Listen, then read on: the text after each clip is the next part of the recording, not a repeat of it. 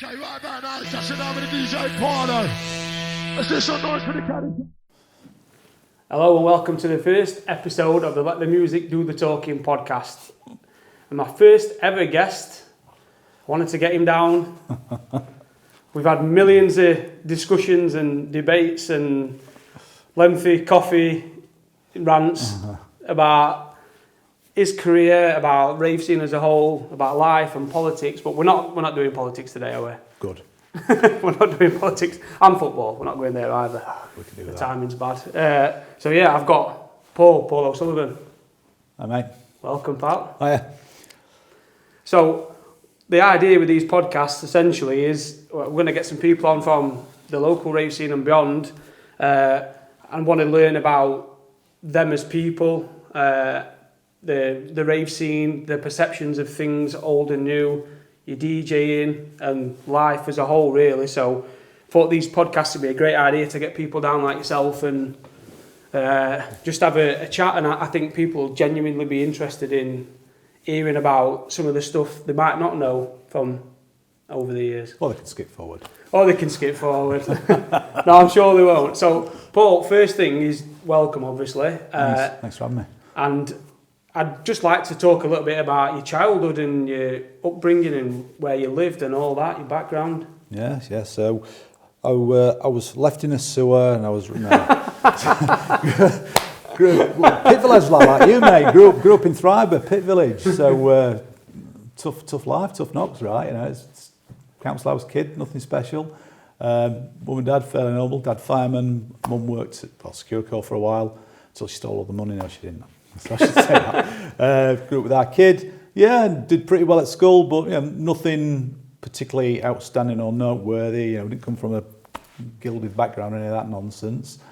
And just then stumbled into college, and that's kind of where this kind of music, well, it started before that, but it kind of started. I was musical at school, so I played percussion, so I did exams, drums and timps and all that kind of shit. Played a little bit of keyboard, messed around, kind of did school bands, so when poor bastards who used to have to go off and do the summer holidays at Oakwood School and stuff, and then they'd play this concert at the end of it, yeah, I did all that shit. Yeah, so kind of music was always around, and Mum was quite into music. There was some Motown, Beatles and stuff like that, so playing their records. So that's kind of, I suppose that's where it sort of started in a way. That was going to be my next question, actually, like your first memories of music, really, and how it led you into DJing. So they weren't massive music heads like you see some people where their parents got tons of albums and stuff.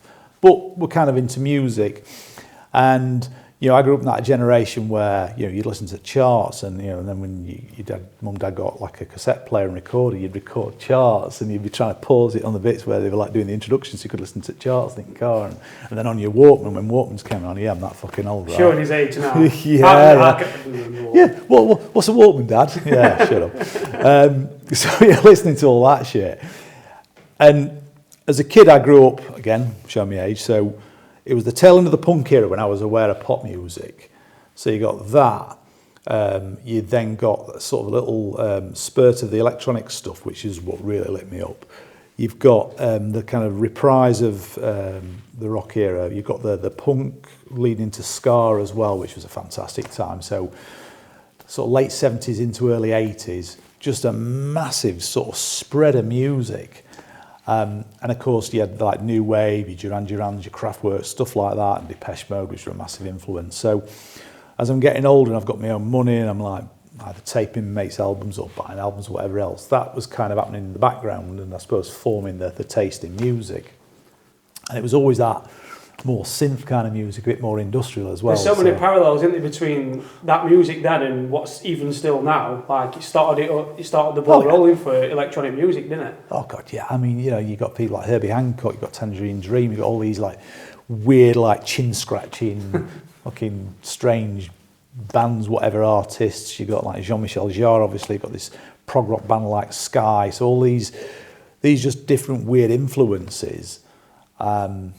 And obviously that had an impact. Here we are, right? So yes, that's kind of that was school music. That's how it came about, I suppose. I'm just thinking like punk and all that rebellious stuff and all that, and then Uprising, but we're going to get into that. It's kind of all, And so, your early days in DJing, I know we've spoke about this and I'm going to drop you in it. Me and Paul have got something in common, and I know there's a few other people in our scene that have, but we both learnt our trade doing disco DJing.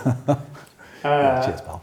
So yeah, tell us a bit more about it. Go on then. Well, I mean, in fairness, I'm not going to be bashful about it because it was good fun. So when I was at college, a good pal of mine was into his music, as was I, still like getting albums, bits and pieces.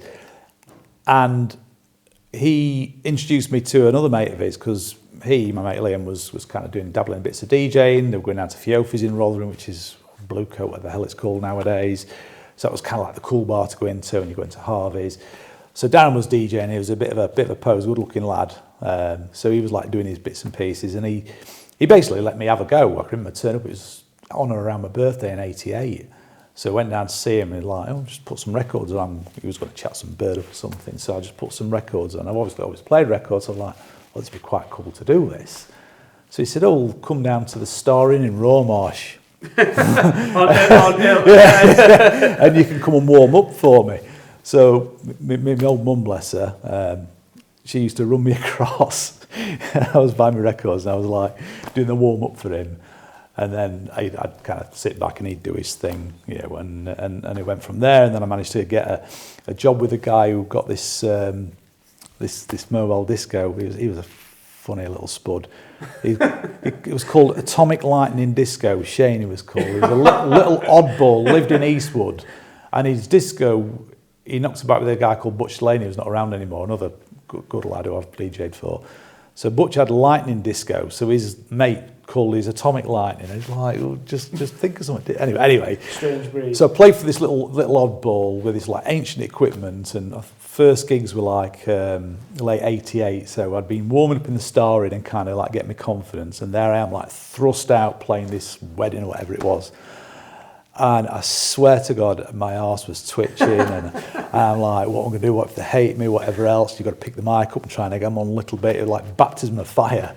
So I sort of managed it. And I always remember Deacon Blue Reel going, Kid was like the big track, and they kept coming and asking for it. So I'm thinking, thank fuck for that. I'll keep playing. I'll keep them up. It'll be all right. So you're playing it? Is it vinyl? Is it vinyl? At this point? Yeah. What equipment is it? What are the decks? Well, I can't remember what he had at the time. Some crusty things, but the decks for DJs, mobile DJs, were Cloud, which was all one. Yes, from Sheffield. With the little vary speeds like this, with a belt drive, and just Google this if you've no idea. Yeah, it's Google like Cloud equipment. Prehistoric stuff. Yeah, it's like, all right, Grandad. Yeah, they were only 33 and 45. There were no 78. They were just past that era. So we're playing all that stuff, and that's how I cut my teeth. So I was like, me and Liam were still going record shops. We're going up to Manchester Underground, which isn't there anymore, where the Corn Exchange is now, and other places. This was before the bomb. So buying all the music we wanted to buy, and we were dreaming of playing. Acid House was kicking off, but I was just playing discos. You might want to dare and maybe play something a little more like clubby or whatever, and you might get bollocked off the pub owner, because I was playing like midweek. So I'd be playing places like the Falstaff, which is no longer there in Rotherham. I've done Dusty's in Rotherham at the edge of Cancler. That was an eye-opener. So all of these places, plus your weddings, your bar mitzvahs and all that stuff.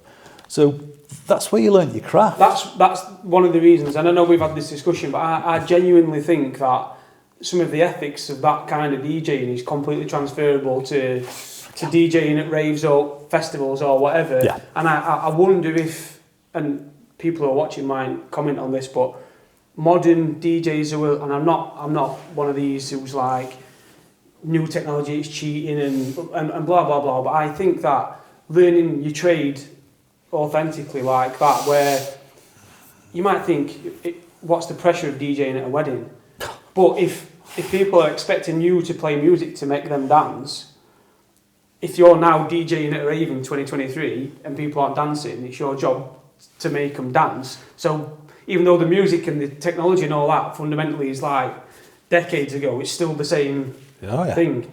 Well, you think about it for a minute. Technology's moved on, music moved on, everything else, right? How many times have you been to somebody's wedding, whatever else, somebody's do recently, away from rave scene, and you've gone somewhere and you thought, that DJ's shit. There's nobody up dancing, or they're not really making an effort. They've like queued a load of stuff off on the laptop and they've trotted off and then like, chat the barmaid or whatever they're doing, or barman up if it, whatever. And back then, and now for that matter, you absolutely had to be on top of your game. So you were hoofing all these records around, all the big setup. That's somebody's big day, that's somebody's event.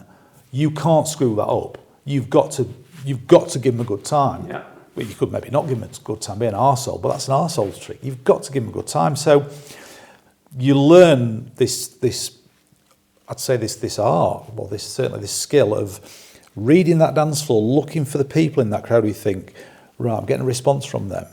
So I'm going to play this, I'm going to go from that to this next track, and right, okay, there's a few more, got all the mums and stuff have got up now.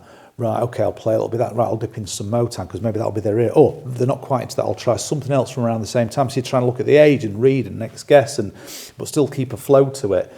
And then, of course, you get later in the night, like any do, whatever it is, all the blokes are pissed up. They get up and start waving their arms about. Yeah. You'll play, I don't know, modern day Oasis or whatever it was back then. But that was the routine you followed, and there's a certain flow to it, but a certain skill to thinking, shit, if they're not having it, what next? What am I going to do now? Yeah, and essentially this is what I'm saying, whether that's 70s, 80s, 90s, makes no difference. It's still the same principle as now. Yeah, and I do wonder whether people, sometimes, is it a common sense thing, or is it, I think, by experience? Because sometimes you're going to think, I'm going to play this and this is going to make them dance, and it bombs. And I've done that in discos, I've done it in raves as well, and then it's like, where do I go from here? Whereas I wonder if some people are just like, I'll just mix another fucking record in. Yeah, and no 2 weeks the same, right? It's like, you can go and do a gig, I'll not come to stuff later, but I've done Uprising or wherever played, and 1 week and played certain set bunch of tunes, and literally a week later, it's like, shit, what now? And you're digging a little bit, and it's just down to the mood of the crowd, and that's the point, you've got to read the crowd. So, yeah, I don't think that's changed at all, and I think that's something that, forgetting technology, like you say, formats, all that bollocks, you've got to be looking and thinking, what are those lot doing there? Fix it if they're all wandering off. It leads us nicely into the next thing, actually. The early days of the rave scene. How did you get into the rave scene? And well, I was a little bit late to it, because when it was kicking off, so when it was all kicking off late 80s into early 90s, I was listening to Acid House, I was buying some of the stuff, but it kind of went a bit piano-y. So me being more into a little bit more industrially sounding stuff, I found myself liking progressive house more. So I was buying that kind of stuff.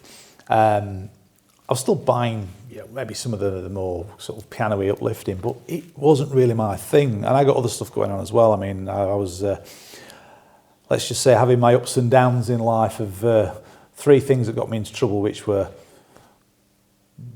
buying and selling, fighting, and driving cars like a bell end. Okay. So, and a couple of driving holidays and things, so that kind of scuppered stuff, and it's just stupidity. But I was still buying that music, and then after an epiphany I had where, let's just say an instant, just maybe stop being a dick, went to Donny Warehouse, or was it Vibe Light first? It was 93, and it was just like, wow, this is so different to what I was expecting. And I mean, we talked about Graham earlier passing away and the tributes to him. Fair play to the guy who let Mick loose and mix creativity and bringing in different artists.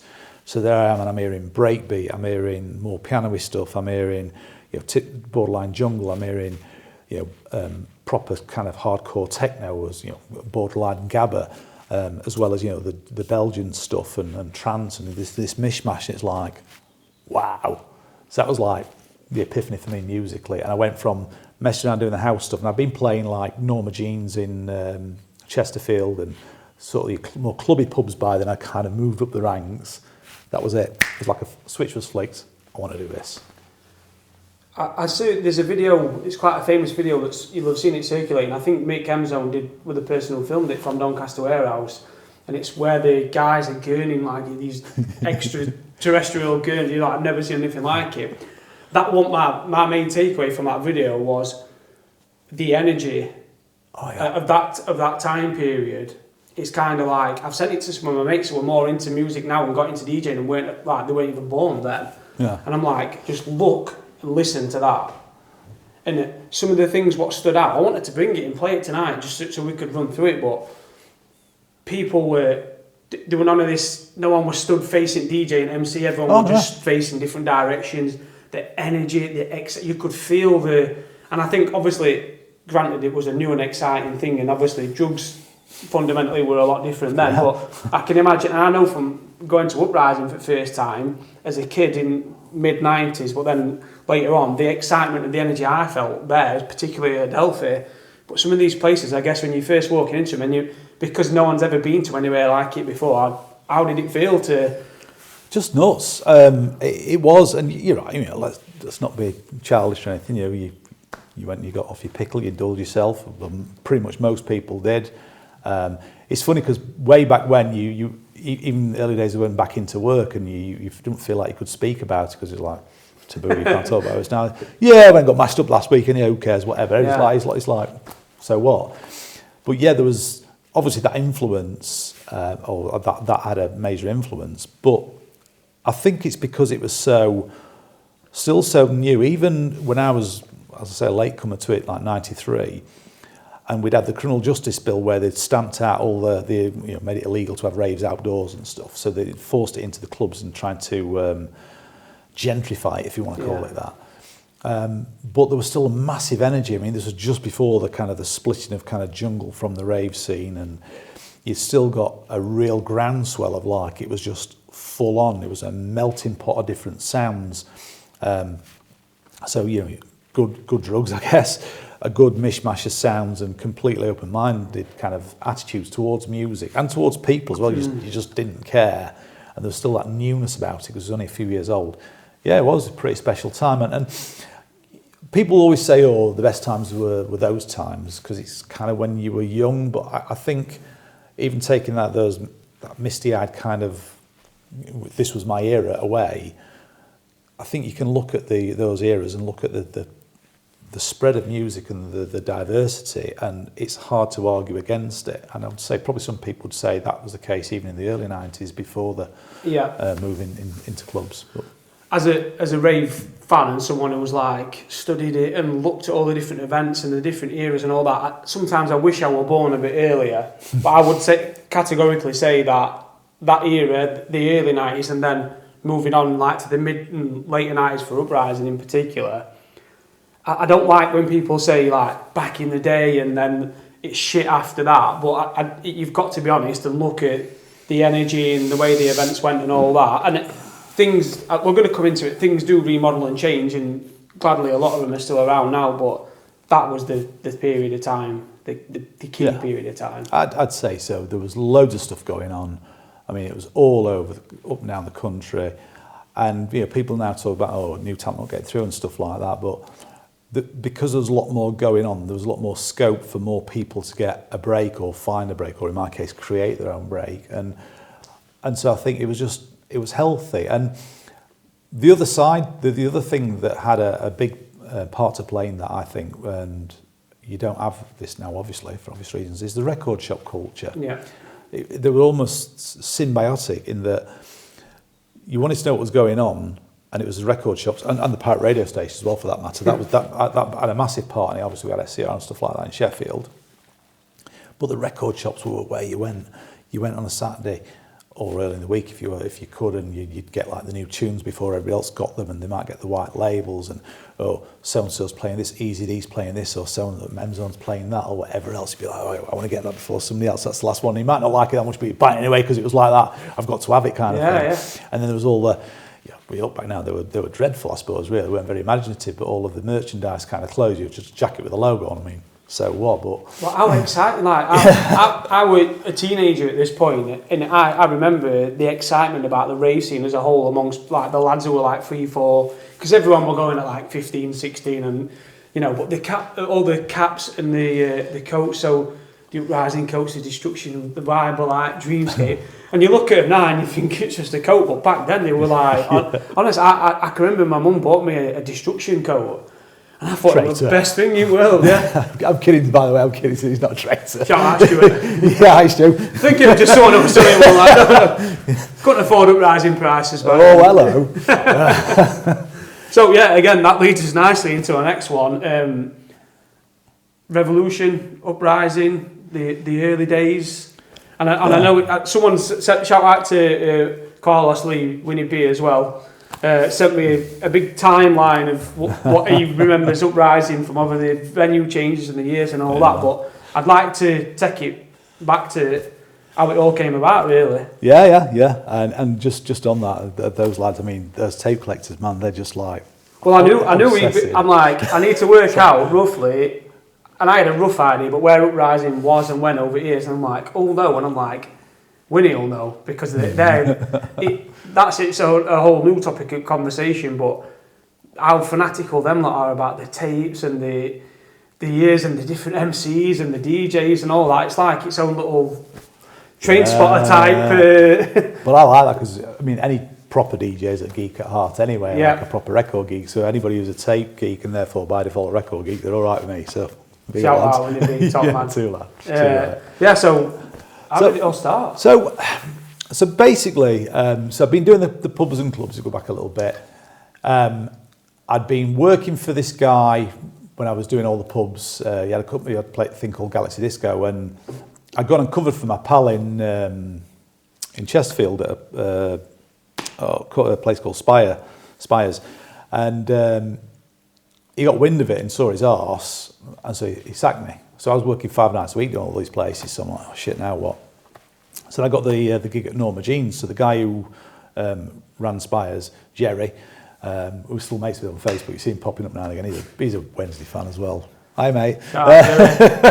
Hang in there, Jerry. Yeah, shut up. So he got Norma Jean's, this other place, and it was a nondescript pub. So we said, oh, you can come and do this. So it took a bit of time coming. So I was doing that. So Thursday and Friday I'm doing Norma's.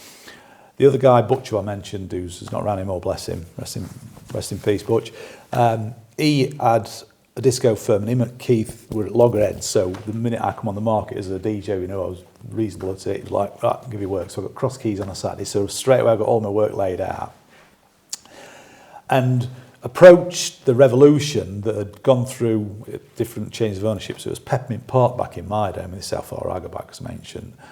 Then it was Club Pasha when they had all the enchantments and all the big raves on a Monday night. So I was like a bit indifferent to that because I was too busy bell-ending around. And then this other lot came along, and Kenny had stayed there as manager after Pasha stopped and it became Revolution.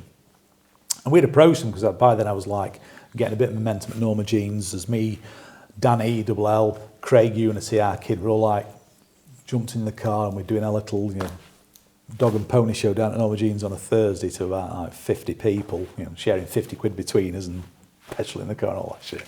So I've been doing that, and I went and approached the owners of the club, and Ken was a bit indifferent to it. He's like, yeah, whatever.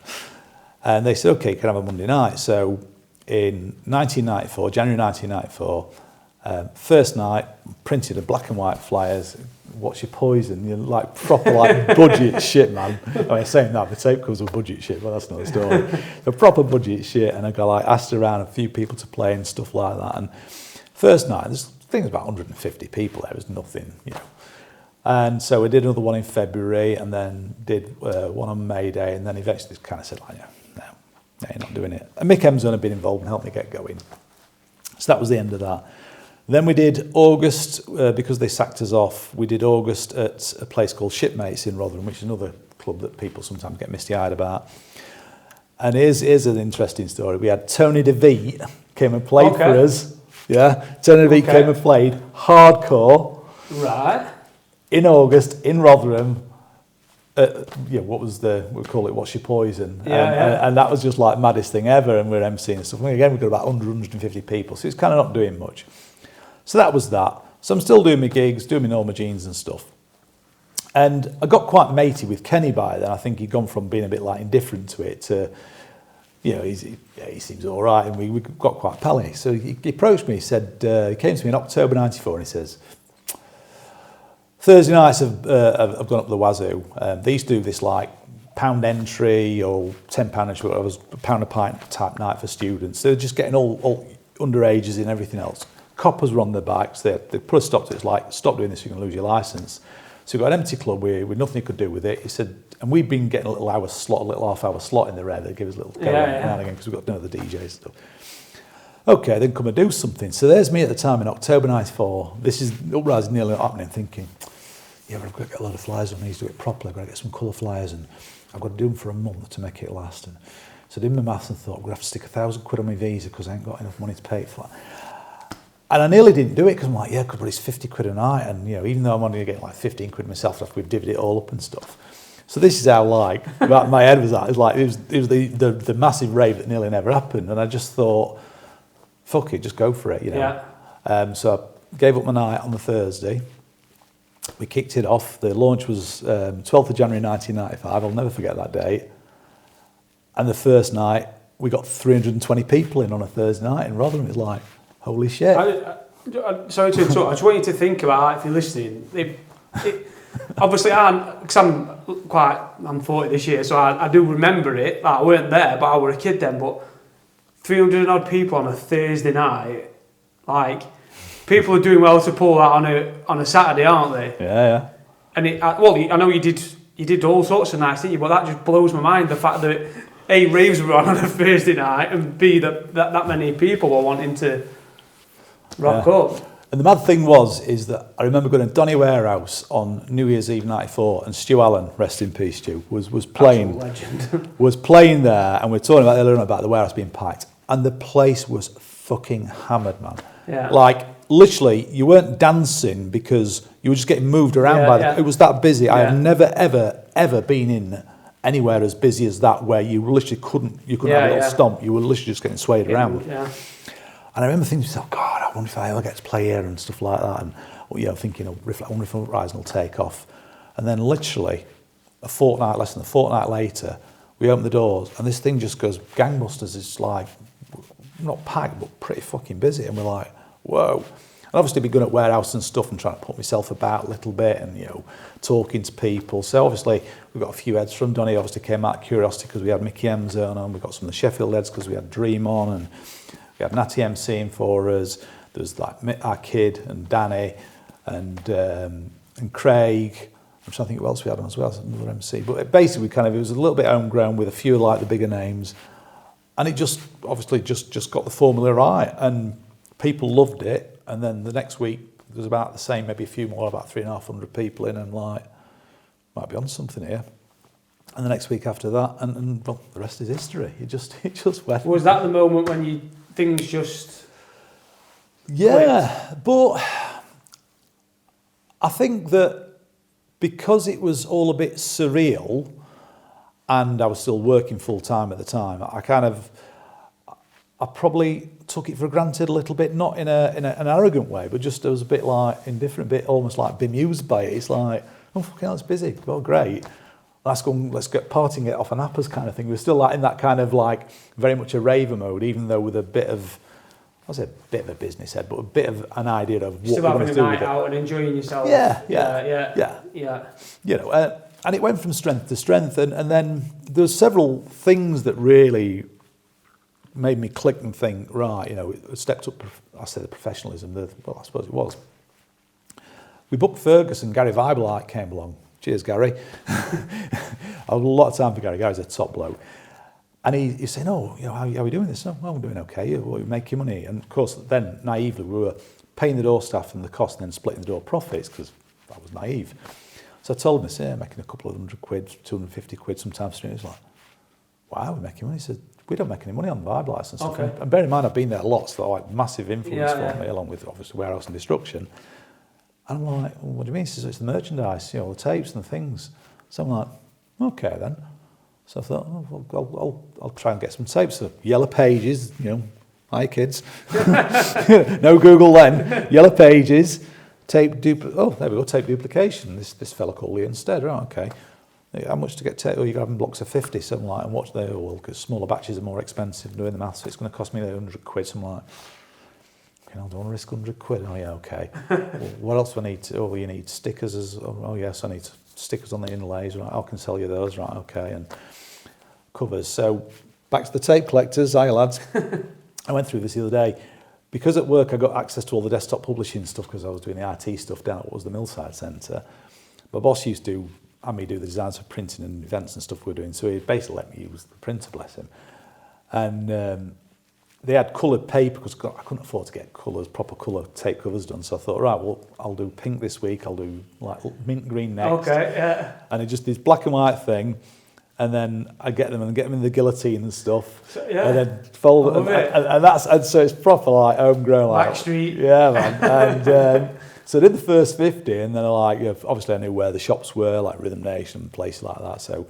And it was sale or return. So you took the tapes, you left them with them, they signed a piece of paper, and you went back the next week, and if they got 10 left and you'd left them 20, they'd pay you for 10 tapes, and that's how it works. So there was no risk to the shop. And these things were selling, so I'm like, all right, I might step it up, I might have a few more done then. I might do more than one guest. So I stepped it up, and within about a month or so, we were like doing 3,500 tapes. And it's like, wow, this thing is, it's like, and then I started thinking about the other merchandise. So the reason for saying that was not just that epiphany, but they were also advertising. So as well as you got the flyers, as well as I'm always around the raves and talking about it, every one of those tapes was promo for the event. So it just spiraled. My next point, and I tried to think of how to word this. I put, Uprising, when did you know you had created a cultural monster? And that might sound a bit far-fetched, but what I wanted to explain a little bit about, when I was younger, and I think I was like 12, something like that, and all my older mates were completely obsessed with Uprising. And they had the coats, the caps, they had the tapes. Mm-hmm. I got into rave music because my brother was playing, and you ended up giving me an original copy of the tape, didn't you, a few years ago? Yeah. Stu Allen Christmas Party, Uprising tape, and my brother and his friends were babysitting for me and some of my younger mates, and they were playing it all night, and it was doing our fucking head in. Because it was upstairs and you could just hear bang, bang, bang, and then obviously someone like rapping what we thought were rapping over it. Like, fuck me. So me and my mate nicked the tape, like, fuck this. We ended up putting it in. It's alright, isn't it? Started getting into it. But I feel like the excitement, and why I said cultural monster, because I want to try to capture the excitement, and obviously you saw it from your perspective because you created it, but for me, like, the excitement amongst people that were going out to them nights out and listening to their tapes and all that, it were kind of like a massive part of life, like a cultural thing. I remember some of the things that my mates were saying, like, someone, if they were all on dole, they'd like, whoever got, because you used to have your events every week, didn't you, at one point, which is another point of discussion which blows my mind. But whoever got the door one week paid for to go to rave, and then whoever got it the week after. Yeah. But it's something as simple as that. It's kind of like they wanted to be there, they needed to be there, and it had I guess in life you're looking for things, for outlets, aren't you, and ways to let your hair down and stuff like that. But I remember Uprising in particular, just a massive. And then I remember like stuff like the fair coming to Kivo, and they were playing the Happy Hardcore in 95 and 96, and everyone were just.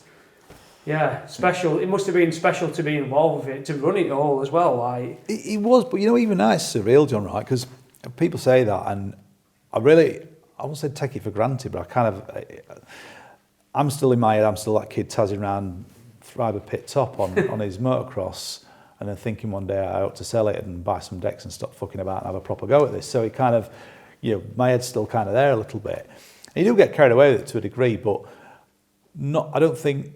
Not to the extent that you really appreciate, to use your words, it was a cultural monster.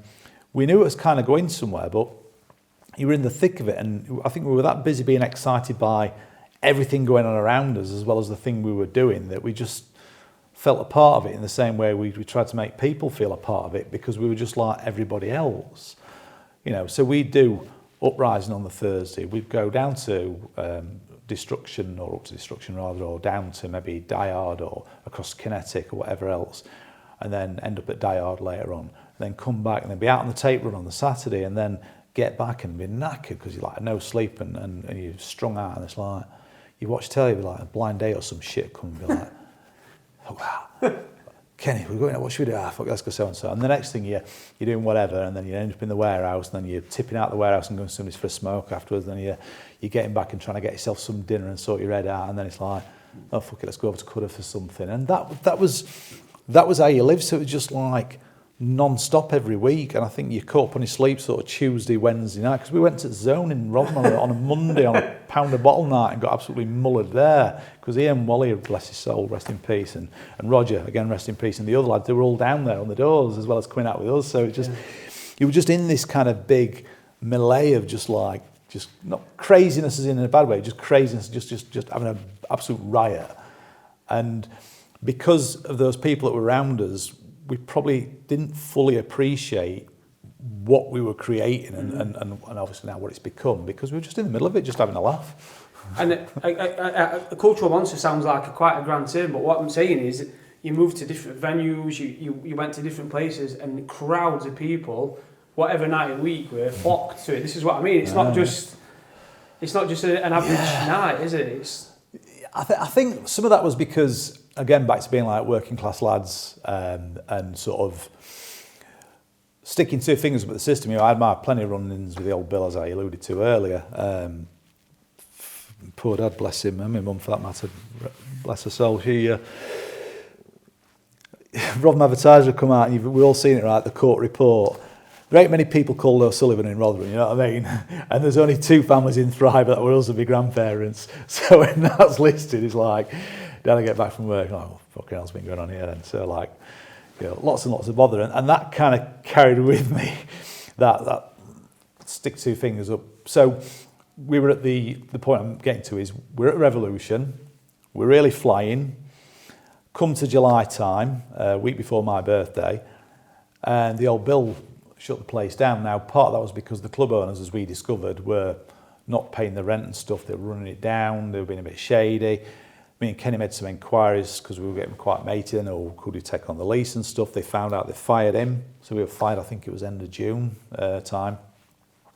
So, and it was just chaos then, because this guy was running the club, was like, the guy was the DJ. It was a bit of a joey, really. But it was just turned to a shit fest. And the old Bill come and busted it. And that's it, no more raves here. So we put our feelers out and we found the Tivoli. That was Tivoli, which is the old Millmore ground. So we get them to agree to do it, get a sound system in there, all sorted, put a party on, Stu Allen again, brilliant night, everybody loves it. Next day, get a phone call from owner, like barman, manager, whatever, Tivoli, you're not coming back here next week. That's it, done. Turns out they'd had the licensing coppers who had shut down the Revolution, obviously took exception to raves, been around and said to them, what's the effect of, you put a rave on here, your licence is at risk. So they're like, done. So like, now what? RMBC licensing. I've had my own. No, it's police licensing. Police licensing. So it's okay. the liquor licence from the coppers, not right, the P&L, not P&L, whatever it's called. Anyway, so that's happening. So it's like, now what? Oh, fuck, this is not stopping us. So then, next thing, Natty said, he was living with a girl in Retford at the time. She's like, might be a club in Retford up for grabs, Porterhouse. So he goes over, meets a 3-story building, but 2 dance floors and all the rest of it. Cracking little venue. I heard it was a good venue, yeah. Brilliant venue. Yeah. But obviously the concern was like, are people going to travel? Well, it's probably the same for the Donny lot. So what we did was the lads from Barnsley, in the record shop in Barnsley, knew of a coach firm that would do coaches pretty cheap, and they weren't too upset about, if folk were having a smoke on the coach and stuff. It was just like, it was a bit of a Wild West thing. So we put the coaches on. I think we charged something daft like £3 return. We do stop-offs on the way, so stop off at Maltby and Wickersley and all the rest of it. So people who lived on route were like happy days. Like, I bet there were some coach parties, weren't there? Oh, yeah. So off went the fun buses off to on the away day to Retford, and they'd rock up and we go in, and of course then we would start pulling crowds from Retford itself, from Ollerton, so we were grabbing some of the East Coast crowd. Yeah. And of course with the tapes and stuff, and we were spreading the networks. I mean, we're up to like 30 odd shops with tapes and stuff at one point, all over the north of England and dipping down as far as Leicester.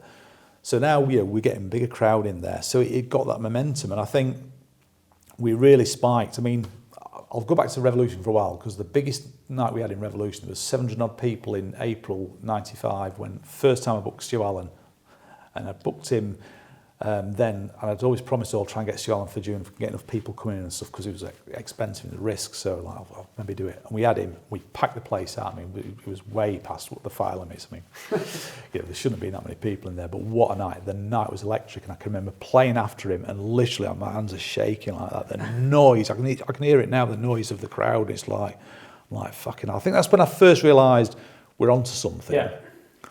But then when I really started to realise, back to the moving around, was Retford, and we were getting more and more people. We got Danny Jester coming and playing by then, rest in peace, Dan, and a bunch of other people. So we were mixing the music up a little bit. We'd have the Jailhouse lot, we were across the road from Rhythm Nation at Donny. They were doing a jungle set, so we'd try and sort of appeal to a wider crowd.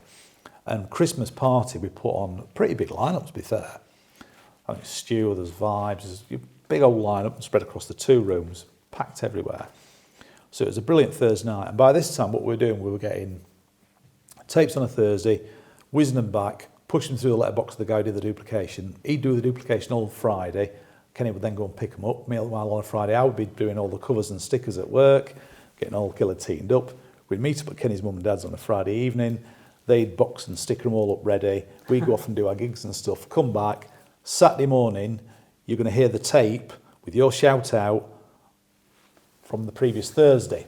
And that was the bit I got onto as well, that I realised if I can get those turned around quick, people are going to be like fresh in their mind. That's catching on a Saturday morning. Your psychological salesy. Yeah. I need to learn some of this shit. So we were doing that, and the reason I mentioned Porterhouse and stop on this little anecdote is that we went and distributed all the tapes and stuff, and Rhythm Nation was a brilliant shop for us. I mean, I used to spend 60 quid a week in there on records myself, because it was fantastic. It was probably the best shop in the north of England, in my opinion. The lads were fantastic.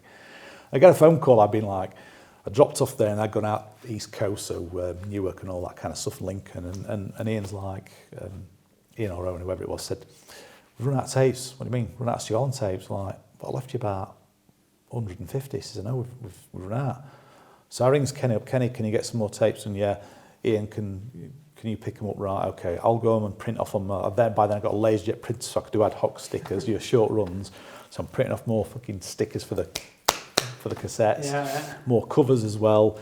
Home guillotine, cutting them up and all this shit. Meets up with Kenny, gets them. I'm back at Rhythm Nation, whatever time it was, 3, 4, something like that.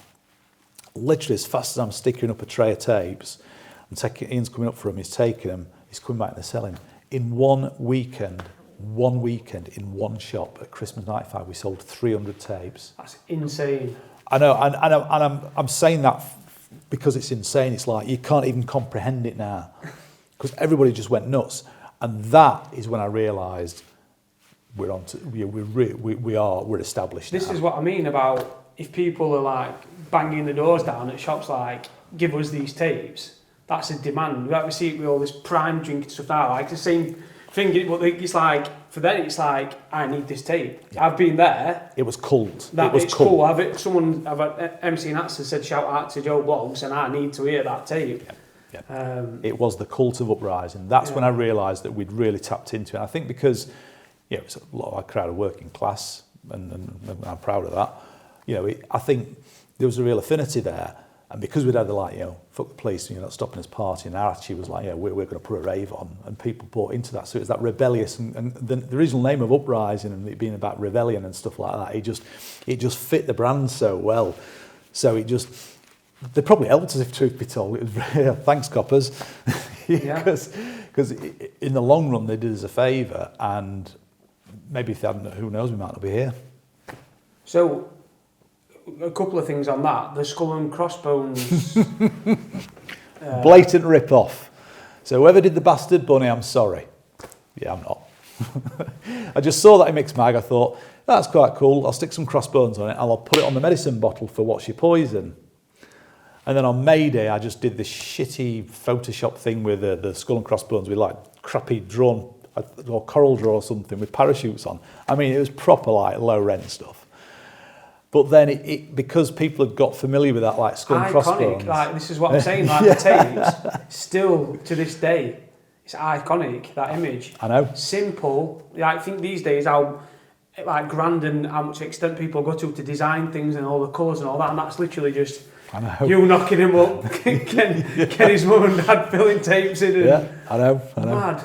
I know, and that's where it come from. Nothing more. So it was the bastard bunny. I can't remember if it was Weatherall or something. I just put crossbones on it, stuck it on the medicine bottle for the poison thing, which itself wound the coppers up apparently, and then just stuck with it just to keep winding them up. So that's it. Yeah, fuck you, copper. So we did Porterhouse, Retford. Yeah, we did Porterhouse, Retford, and then the official story was the police were giving her a hard time, but then, rather strangely, about a week after, the night that she'd been doing herself was still running, which was Adidance. And I'm not knocking the guys who were behind that, wasn't them, it was obviously her. But my read of that is she obviously thought she could just push us out because we were just paying her a few £100 rent to rent the club and putting the sound in, and we were packing it, so she must have thought she can emulate it. And as we all know, it's not that easy just putting an event on, right? You know, build it and they will come. It don't work like that. So we were homeless. And we talked to a couple of places, and because Kenny had played Sugar Cubes, because Mick had been involved, the guys at Sugar Cubes said, you can come along here. And it kind of gave us I guess I say a stepping stone, that sounds pretty rude, I don't mean it like that, but it kind of gave us a lease of life, so to speak. And by this time I packed my job in, so I was working up until January 96, and I thought, right, that's it now. And that's when I realised I'd done after the Seattle thing, so I can, day job, working for the council, rockstar lifestyle, see ya. So that was me done. And then 2 months later, we'd lost Porterhouse. I'm like, shit, now what? So we got Lincoln. It was a little bit too far, I think, for a lot of the crowds. Nothing wrong with the venue or anything, but I think it was just that little bit too far. We ended up putting one coach on, and the numbers were really... We were struggling to get the numbers in. We were nothing like we were, you know, the 500s and 600s regular at the Porterhouse. We weren't seeing those. And, you know, started to wonder, you know, is this it kind of thing? And we'd had a month off as well where I'd just been burning some of my savings and just thought, Christ, now what, you know? And then we got wind, or I think Kenny heard about it through somebody, that, you know, there's this place called the Adelphi coming up. So we struck along with Lincoln. We went and looked at the Adelphi. Looked fantastic. We all know what the Adelphi is, right? And we managed to get them to agree a deal again. We were splitting half the door. So all you people who think I made millions out of Uprising, we were naive. we weren't really businessmen. Yeah, the deal is we split the door take and then you pay your event. Oh, okay, yeah. We were just that desperate to get a venue. Well, at this stage, you're still kind of in a party.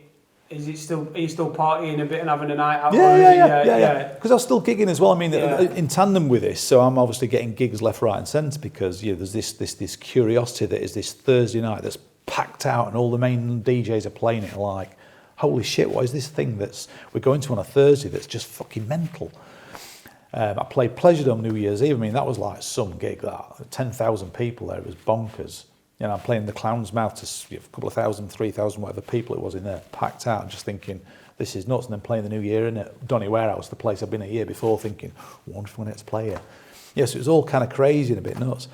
And back to the Adelphi, we sort of, luckily, because we were back in Sheffield, and there's obviously a crowd there who was still the hangover from, I guess, when Dream was doing his events, and, you know, obviously events that went before it.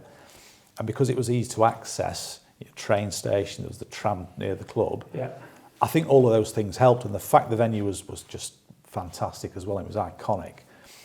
So we kicked that off June 96, if memory serves, and it was our kid's birthday. I put a picture of him as a kid on a flyer as well. He hated me for that. Shithouse history. That became a theme as well. Let's get a picture of something, let's put them on the flyer to just have some banter.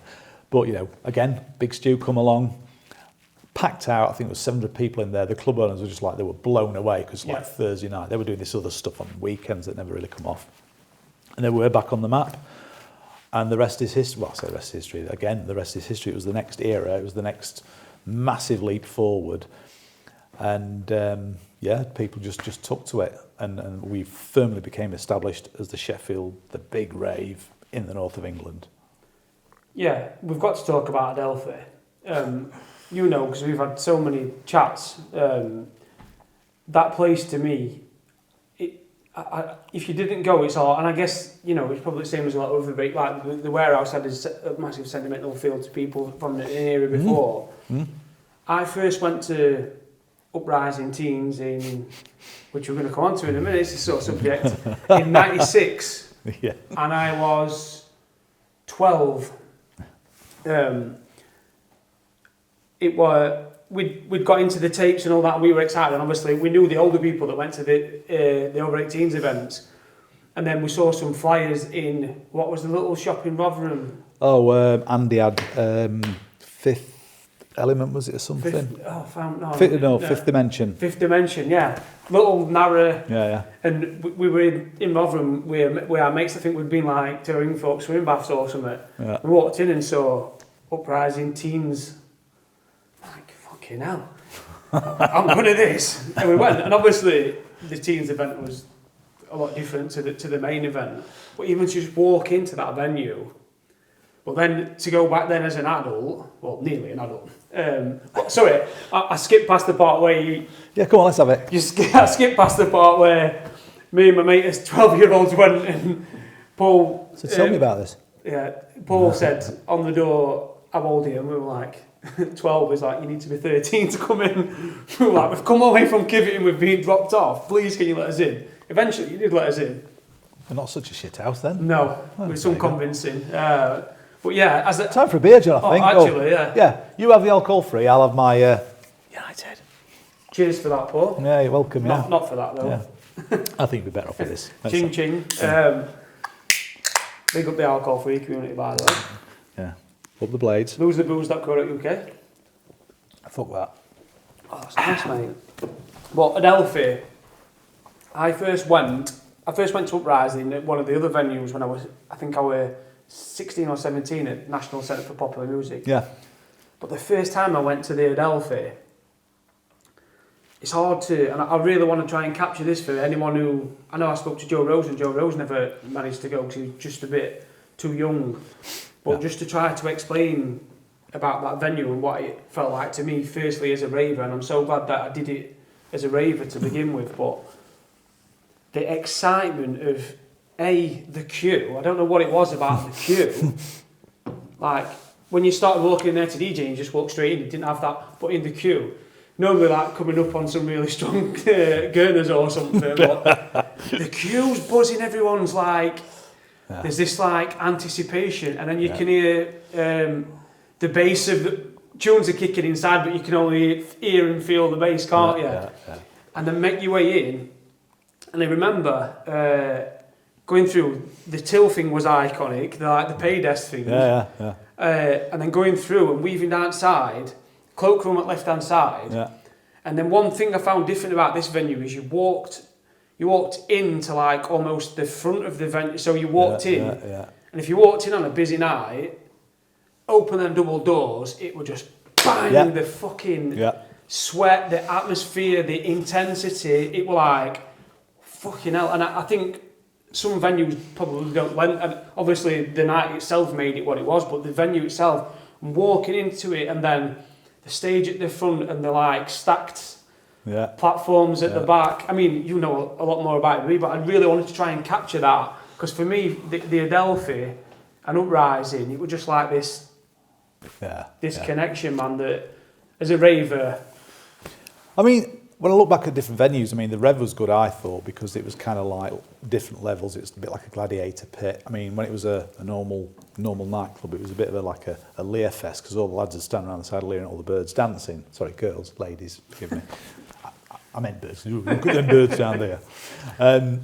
Excuse me. And so it was quite good for that. And the Adelphi was similar-ish in that you got the dance floor area, obviously being an old cinema, and to make it the kind of got those sort of stepped up areas towards the back of that, and then you got all the bit around the side. So you similarly, you kind of got like the viewing bit there, you got the bit at the side.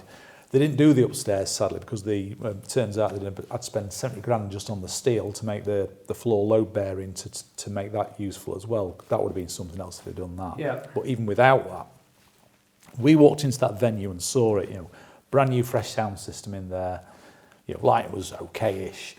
And you just know, you go in a club as a promoter, you go in certain clubs and you just look and you think, fucking hell, it's going to have it in here. Yeah. And we just knew it was going to go off.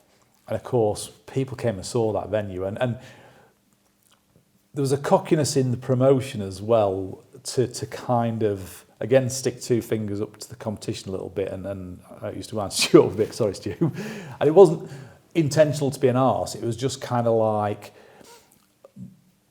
confident on the point of arrogance to say, look, this is a busy night, and let the photos, like we used the photo from the first night at the Adelphi as the July flyer, and I did that on purpose. Yeah. So what, if you want to say how good your night is, you take a picture of that night when it's absolutely swinging, like you've just described.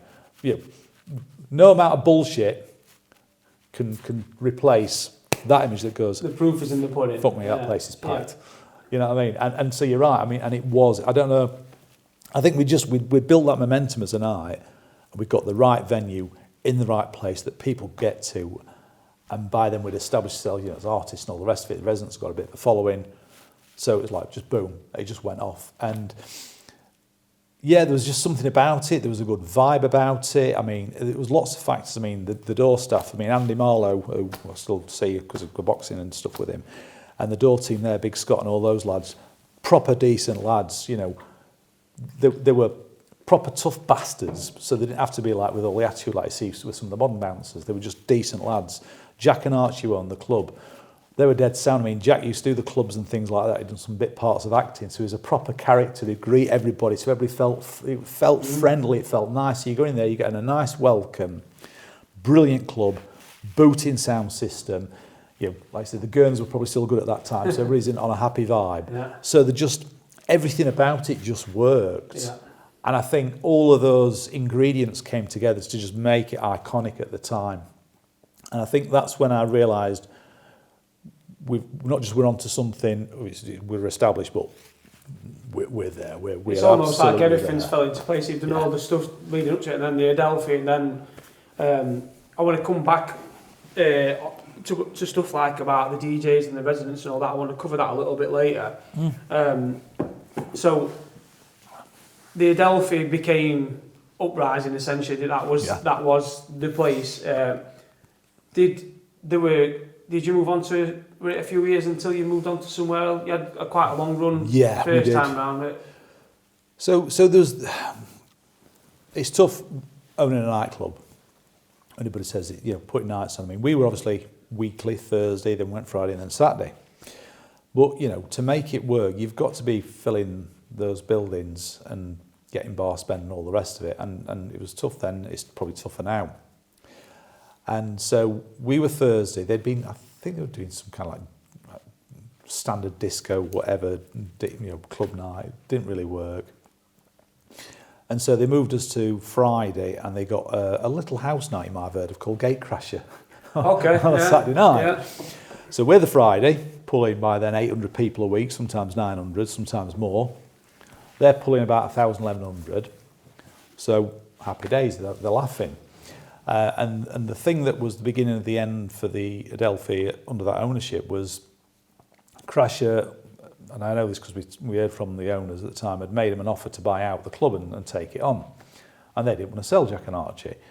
So they then moved into Sheffield. They got the building, which we now know is obviously what was Gatecrasher 1. Republic. Yeah. And and off they went. And we moved to Saturdays, but they never found another night to backfill because they weren't really nightclub people, so they didn't know where to go to, be A&R and source other events and fill the void kind of thing. So, and that was why it dropped off and we had to move along. But yeah, in its era from 96 through to 98, I think it was, before we moved to Chesterfield, it was having it. Now, what was also happening in the background as well was the rave scene was really starting to crescendo into this kind of overly cheesy, we'd lost the drum and bass influence. Everybody knocks Toy Town, and I played it, so apologies to anybody I've offended.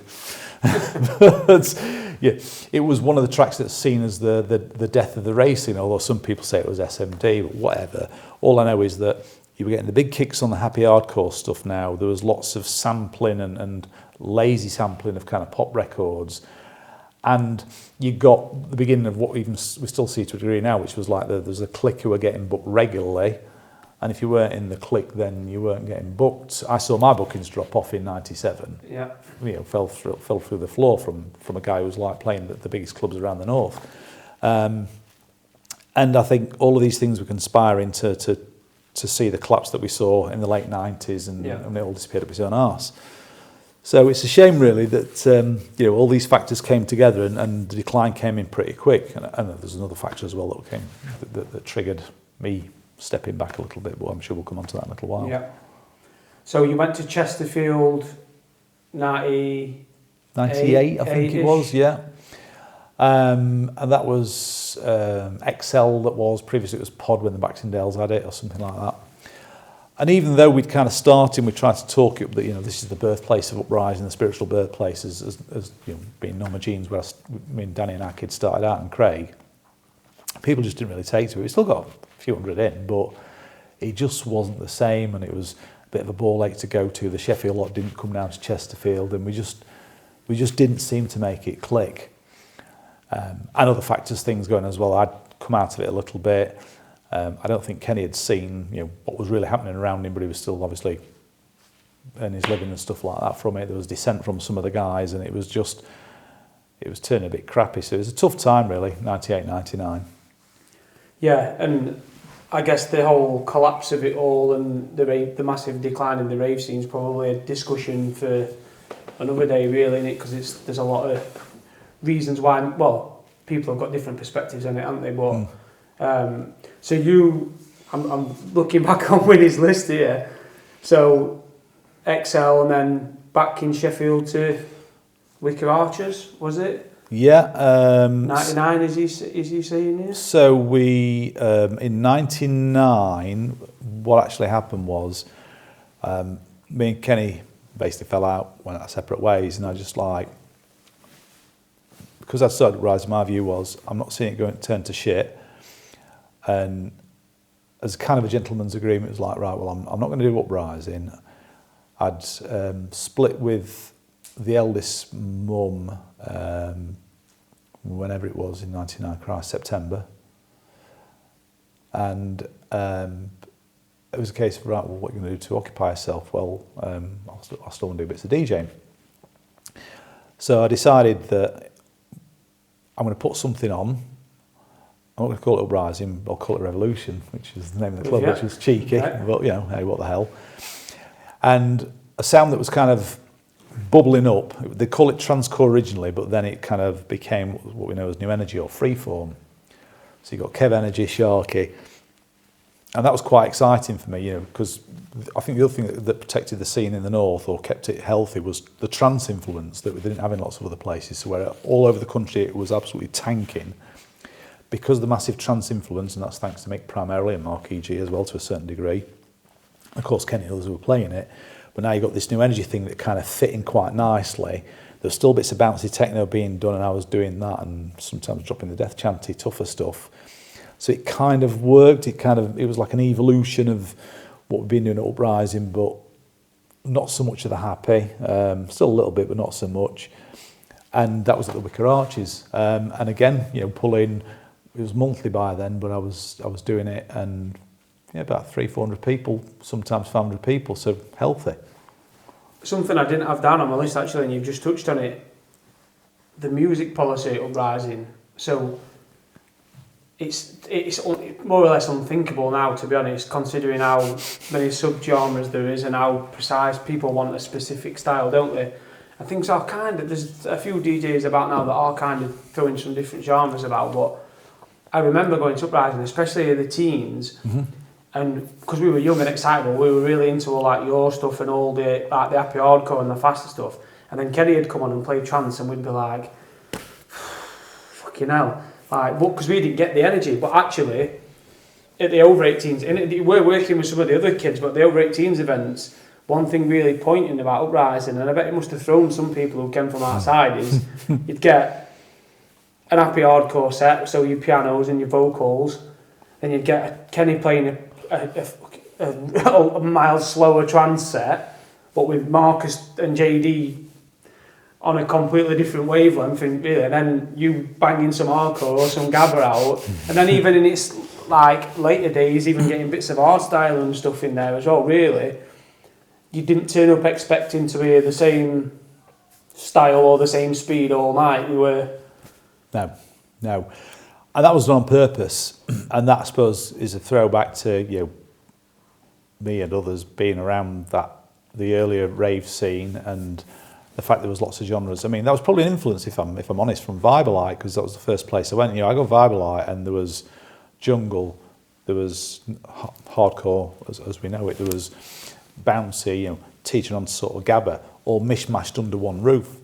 And to my mind, you know, I didn't like all the sets in that night. I'd go for a wander or whatever else, but it still, I'd catch some of it and I'd be like, well, that's kind of all right. And I wanted to do that with Uprising. It was absolutely intentional that not everybody's going to like everything. You know, people don't like my music, fine. You know, I'm not offended. I don't expect everybody to like what I'm playing. And the fact that they like somebody else's more than me, happy days. Good, that's what you're into. And the way I try and describe it, or if you go to the pictures and you go watch a film or whatever it is, and it's, we've all done it, we've seen action films, and it's just like full on, you know, I took kids to Transformers and stuff over the years, and just, when the film's finished, I'm glad it's ended, because it's just done me nothing, because it's just like too much. Whereas sometimes the films where it's like, there's a build, and there's the action bit, and then it drops, and then you like have to work a little bit, and then, you know, they're the ones that tend to sit with you, because there's a texture to it. There's the ebbs and flows, there's the highs, the lows, all that kind of stuff. And I think eventually be like that, and even a set within an event as well, that if it's just the same old and it's full on, and there's no texture, if that's a word, then it's just boring. And, you know, I mean, back then you go out to the smoking area or whatever else, or you go and have a chill for a little bit, but you'd wander in and out, and you never felt like you were missing something, because if there's something you went into, it's just like, okay, I'll go and have a chill for a bit and see. But I think you'd have generally a very knowledgeable and tolerant crowd, wouldn't you, where they're having it. You might have some that are more into trance that are hardcore, but generally across the board.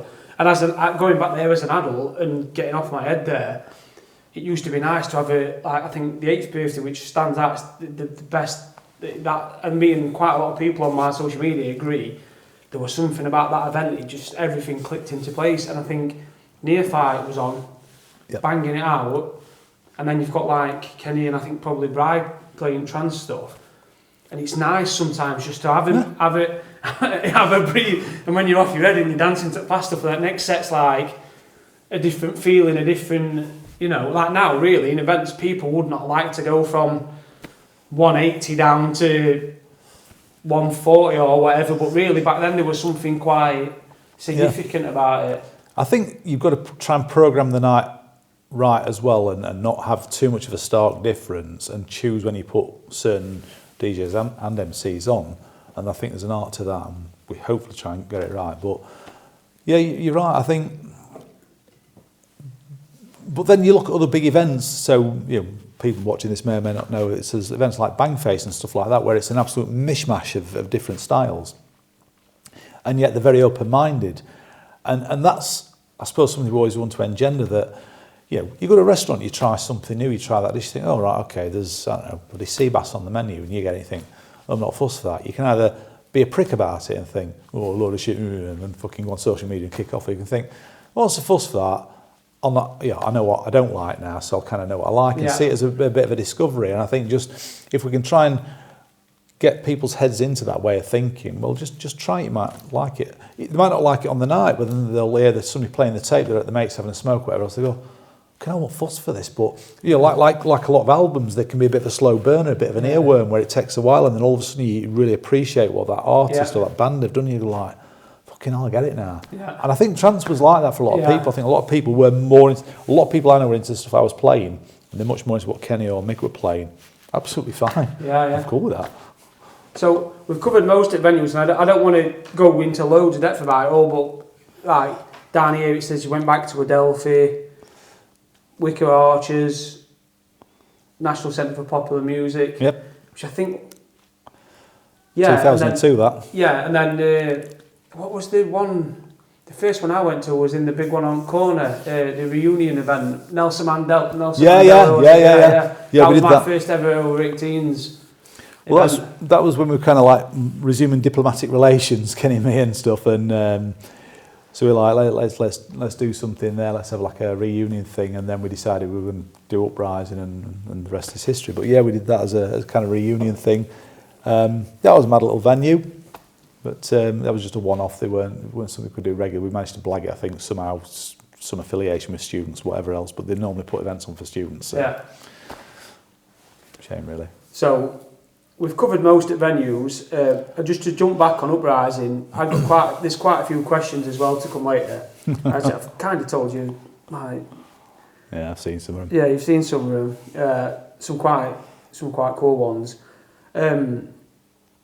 Just to chat a little bit about Uprising, we spoke a little bit about the music and the music programming, but also the MCs, because people are obviously, I'm guessing most people who watch this are already into Uprising or have been into it, used to be into it, but anyone that might be watching it, they might be learning about it.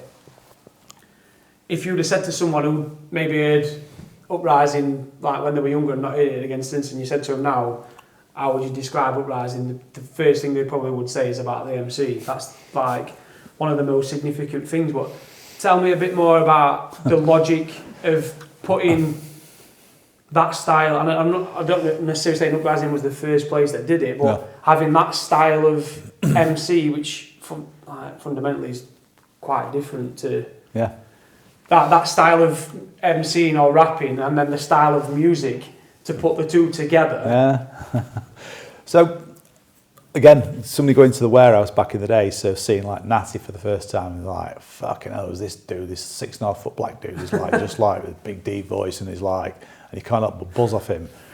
And then I remember the first time I saw JD Walks, and he's in the little corner of the warehouse, and he's like, rushy, rushy, rushy again, and this is, you know, Hustle, I'm Jack Russell, and he's like jigging about, and I'm just like, who the fuck's this dude? And then Marcus just like a whirlwind, and I'm like, who the fuck's this? And just all those styles are quite distinct, but very in your face and full on. And obviously Danny we work with as well. And I think for me, when I first heard rave tapes, before I started going to raves, I used to the MC think, oh, fucking MC, shut up, I just want to hear the music, like a lot of people do. Yeah. But then when you're in there and you're on one and you're having a buzz of a night and you just can't help but get drawn into it. And obviously there's good and there's bad, and even if they're not great, if you're off your pickle, you get drawn into it. But if they're really good and then you listen back afterwards, you think, oh wow, I get it now. And although they do trash the music a little bit, I can see why people, again, there's the divide between the Yorkshire MCs and the everywhere else. But they were all brought up around like the sound systems and stuff. And there's a certain melody in the voice and the lyrics and what they're doing, whether even if they've ripped off some hip hop lyrics or whatever else, there's something about that. And if the MC's thinking about what they're doing with the music, and I know Mick Emsden spent a lot of time chatting with JD about this, and there's some, I mean, I listen to one of his sets now, mixed sets with JD on it, and MCing, it's like peas and carrots to me. I just listen to it. It's April 95. 30th of April 95, that's how sad I am. And it just works, and he doesn't kill the music, he's just enough to chat the lyrics and give you a buzz, but not too much it's like, oh, it's too full on. And it just works, and I think unless you've been and seen and experienced it, you probably wouldn't understand, but then when you have been, that all makes sense. That's what I was just about to say. So anyone that didn't get a chance to go to Adelphi, for me, some of the most significant things, the music obviously is one thing, but I remember, I don't know which event it was, but once being there and being completely off my head in the middle of the dance floor, and Marcus being on, and it's like, if you never heard a rave tape before and someone said, listen to this, and played it with Marcus on, you'd be like, what the fuck is that? Like big, gruff, croaky, like grunty voice. But in Adelphi especially, it's like he's got you. Yep. It's like he's in control. Yep. He's fucking get your weapons, fucking him and Jade, and like he's got you, and the energy what he's imposing on you. Yep. When you're there on drugs in that moment, the music's banging out. It's very hard to explain if you've not been there. And then people like JD with his JD over that trance stuff, especially like the faster German stuff. Like the connection, and even in the rave, it's like it's taking you to places where... Yeah, it's and absolutely. to be honest, I think sometimes, you said about sometimes the MCs do sound like they can ruin stuff sometimes, and sometimes Marcus sounds a lot worse on a tape than he would do live, but someone like JD or Danny ELL, there's some musical elements to, like JD's especially, the intellect of his lyrics and the connection between what he's saying and then the melodies and the stuff in the hard trance is like... Yeah, it's a funny one. I think when they're on form and they have been listening to the music and recognise the tracks and were in the thick of it in the era, they were superb. Maybe not so much now because they're MCing and they're not as into the music, and I think you can sense a little bit of that. And when you hear now, they're still going to give everybody a buzz, don't get me wrong, but I'd try and say, like, I've listened to these sets, I've listened to this stuff, and try and engender that. We'd go out to gigs together, me and JD and Mark as well. I mean, me and Mark, I didn't quite get Mark, and then we went up to I think 96 we went up to, or 95, I can't remember what year it was, but anyway, we went up to Hornsey, to Atlantis and stuff, and we got quite pally and realised we're both like lads from the same age and the same era and same influences and stuff. So then that was it, and we're like peas in the pod and Beavis and Butthead. So some of the lyrics he's chanting is coming from that, and when you've got that real chemistry with the DJ, and there's a set that I've got from November 96. It was his birthday, it's 8th November, I think it is, whatever. And he's full on, but again, it just flowed. I found myself listening to it again and again and just thinking, if I could describe the Adelphi and say what I feel is one of my perfect sets for the Adelphi that captures the essence of it and the energy, it's that set. So go and listen, kids, it's on YouTube. But you listen to that, and he's absolutely on one. He's obviously off his pick, but he's holding it together enough to be coherent and be on it, and it's just, that's it. And you think, I can imagine myself there even now. I can remember that night even now, having the banter with him and listen to him chatting, and so trying to like play to his chatting and drop in the slider off so he could, this one's yours, and it's just that chemistry. You get that right, and it's fantastic. And because we were genuinely buzzing off each other, and we were genuinely having a buzz and a crack, all of us were, because we were all just in the thick of it. That just emanates off into the crowd because it's not false, it's not pretend, it's a genuine. It's magical, isn't it? There's none of this like love hearts or pretend like we're living our best life, Jesus arms. There's none of that shit. It's like, this is genuinely a bunch of people who like each other's company, who love what they're doing, who are enjoying what they're doing, and you can feel it, and it ripples out through the crowd, and the punters are loving it and lapping it up, and it's almost like it's like a catalyst effect. It's mad. Well, hold that thought, because we're going to talk a bit about back then and now and all that palaver. Couple more things just in regards to Uprising. I wanted to ask you your worst memory from Uprising, or if you have more than one, that's fine, and then your best memory. Well, worst one's easy. That's losing Leanne Knight, 28th of June 97. Grim. I don't want to sort of bring it down on it or try and depress people too much, but at the same time I think it's worth just talking about, because for a while, probably for months, it really turned my head around me. It's probably what you call affecting mental health nowadays, but then I was spun out by it all. There I was, event, last took a turn for the worst. It's a girl who I used to actually train amongst a bunch of others when I was working for the council, because as well as being the IT guy, I was delivering the training. And went to see her, and she was sort of all right. So I went back home. They were going to like, should we go to hospital? She all right, let's go. We'll take her home. She wanted to go home. So I went back home, got back home. She was settled down. She was all right.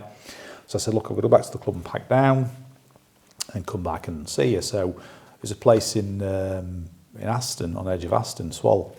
So I went back to the club, did the pack down, stuff like that. I was with a mate of mine at the time, Spam, who was also no longer here. And we get back, and sort of I sat having a couple and stuff with him, and she's just started to deteriorate, and to the point that it seemed to happen really quickly. And let's just watch somebody die in front of me, man. It's like grim. I mean, I've got my head around it now. It's not like I'm going to start falling apart here, but it's grim. And if you've seen loved ones or lost loved ones when you've gone to hospital and stuff, that's bad and it's grim, but it's kind of expected and stuff like that. But, you know, unless in the late teens, you know, you don't want to see that shit. And, you know, you're trying to, like, you know, kiss her life and stuff, and she's there, she closed her mouth, and I'm trying to hold the mouth open because I could see her breathing was stopping and stuff like that. She bit my finger off and stuff because I'm trying to, like, and it just, and they call the ambulance and they come and I just remember going away from that and just, my head was just in a spin. It's just like, what have I just seen? And after that, it was like, I want nothing to do with it. And the lad Spammer was with me. He knocks about with a lad called Scouse Roy, who was a bit of a character in himself. He's a good mate of our kids as well. And I was like, I want nothing to do with this. He said, what's your problem? I said, what do you mean? He said, did you sell drugs? I said, well, of course I didn't. I said, well, so why do you feel bad about it? He said, even if I sold her drugs, I wouldn't feel bad about it. I'm like, he said, she's made a choice. You don't know how that's going to affect her or something like that. It's not you've done it intentionally. So you need to get your head around this shit. And it took me a while to do that. But that was pretty grim. And that was, for me, it was like, I didn't sign up for this. I want nothing else to do with this. You know, it stopped being a part and it stopped being funny. It got real then. And I think that for me was the trigger of, like, just distancing myself and thinking, I've got a youngster on the way. Yeah, I can't Makes you think about life. Oh God, yeah, life yeah, absolutely, as a whole, yeah. Absolutely. You know, it really, really was a grim time, and it probably took me, well, I don't know how long it took me to get my head around. I mean, I'm cool about it now, in as far as you can be, but you know, then it was like, I want nothing to do with this, and that's when the fun stopped. That's when the party stopped, and I think that's also at the same time as Uprising, or not Uprising, but the scene kind of struggled a little bit, and I just said to myself, I'm out of here. It was kind of like the precursor to retiring, I'm out of here sort of stuff, because it stopped being fun. And I think if something stops being fun and you're not enjoying it, then if you're taking money off people, you shouldn't be doing it either. Yeah, it's a difficult one because you could just carry on and keep doing things half-hearted and exactly. But I think things like that really make you put things into perspective, don't they, as well? Yeah. And I guess the thing as a whole, like the rave scene and the partying and the drugs and all that, and you're putting on an event there where people know the rave scene is, and to be honest, it used to be demonised, but actually what we've realised these days is most commercial venues and facilities are full of drugs, pubs everywhere is... Local booze and there's racking up a line of sniffs, aren't they? But back then, obviously, it was quite demonised, but I guess to put on an event where someone's come and then that's happened in the night that you've facilitated must have weighed. Yep, and somebody I knew as well. That was the other thing. I say it's funny, it's not funny, but the coppers, remember when I obviously had to go and be interviewed and stuff like that, what had gone on, and went with eldest mum, and they've said, like, at the time, said, we thought you'd gone back to cop off or something, because they're like trying to figure out what's going on here. What's his game? It's like, no, from when I used to teach kind of thing. It's like, I'm making sure she's all right.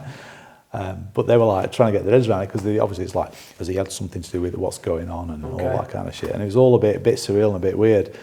But yeah, you're right. It was the whole taboo around it. I suppose I look back now and I think, we're all these years on, they're still not offering testing. You know, there's kids going out and necking disco biscuits and no clue where they've come from. You go to Holland and you go and get them tested and go, shit, yeah, don't do that. Over here, you know, it could be fucking knocked up by Scouse Jim in his fucking garage in fucking Bootle or something and be full of any old shit. And here we are all these years on and they've not learned. There is one project, I think, In the Loop, I think they're called, or We Are the Loop, In the Loop maybe. And they're basically they're getting in at quite a lot of the big festivals, and they're basically an organisation that being given immunity to go to these festivals to test. So it's like, you can go there, completely confidential, test your drugs, and then they'll say, like, come back in an hour or whatever, and then they'll say, yeah, they're fine, or do you realise what these have got in? And for me, it's like, this is the point what I was saying before, is that we know people are doing drugs. Whether it's legal, whether you agree with it, is irrelevant. The point is if Greenfields is on and there's between 50 and 100,000 people there, and more than half of them are doing drugs, you'd like to think that there's a way for them to know if what they're taking is safe. Yeah. And I think the media and stuff's not helped as well. I mean, I remember the early days of the rave and it all kicking off, and obviously Leah Betts went and all that kind of all over the papers, and you get all pious and moralistic about it all day long. Here's me, well, you know yourself, you've stopped, and here's me like sat with this, and that's not exactly great for you if you're not keeping it in check. So you can get all on your high horse about it all day long, irrespective of what you think it is or isn't. What you should be doing, in the same way that there's controls around that, there's controls around cigarettes, there should be something around what people are consuming, just to keep them safe, if nothing else. Yeah. That's before we get into any of the other decriminalising or any of that shit. Just keep people safe, for fuck's sake. Anyway. And what about you? I had to ask you what your best memory is of Uprising. Like, I don't know why I've just said like one bad memory, one good memory, but if you had to pick something. Ooh, that's a tricky one. I don't know. Because I guess from your perspective as well, because it's become work as well. At some point, it's yeah. I mean, there is that. But I'd say, I mean, the Stu Allen night in Revolution, just because we got one of the biggest names in the north of England. You know, wasn't, arguably still is, even though he's no longer with us. And here I am playing after him. This guy who's massive and everywhere.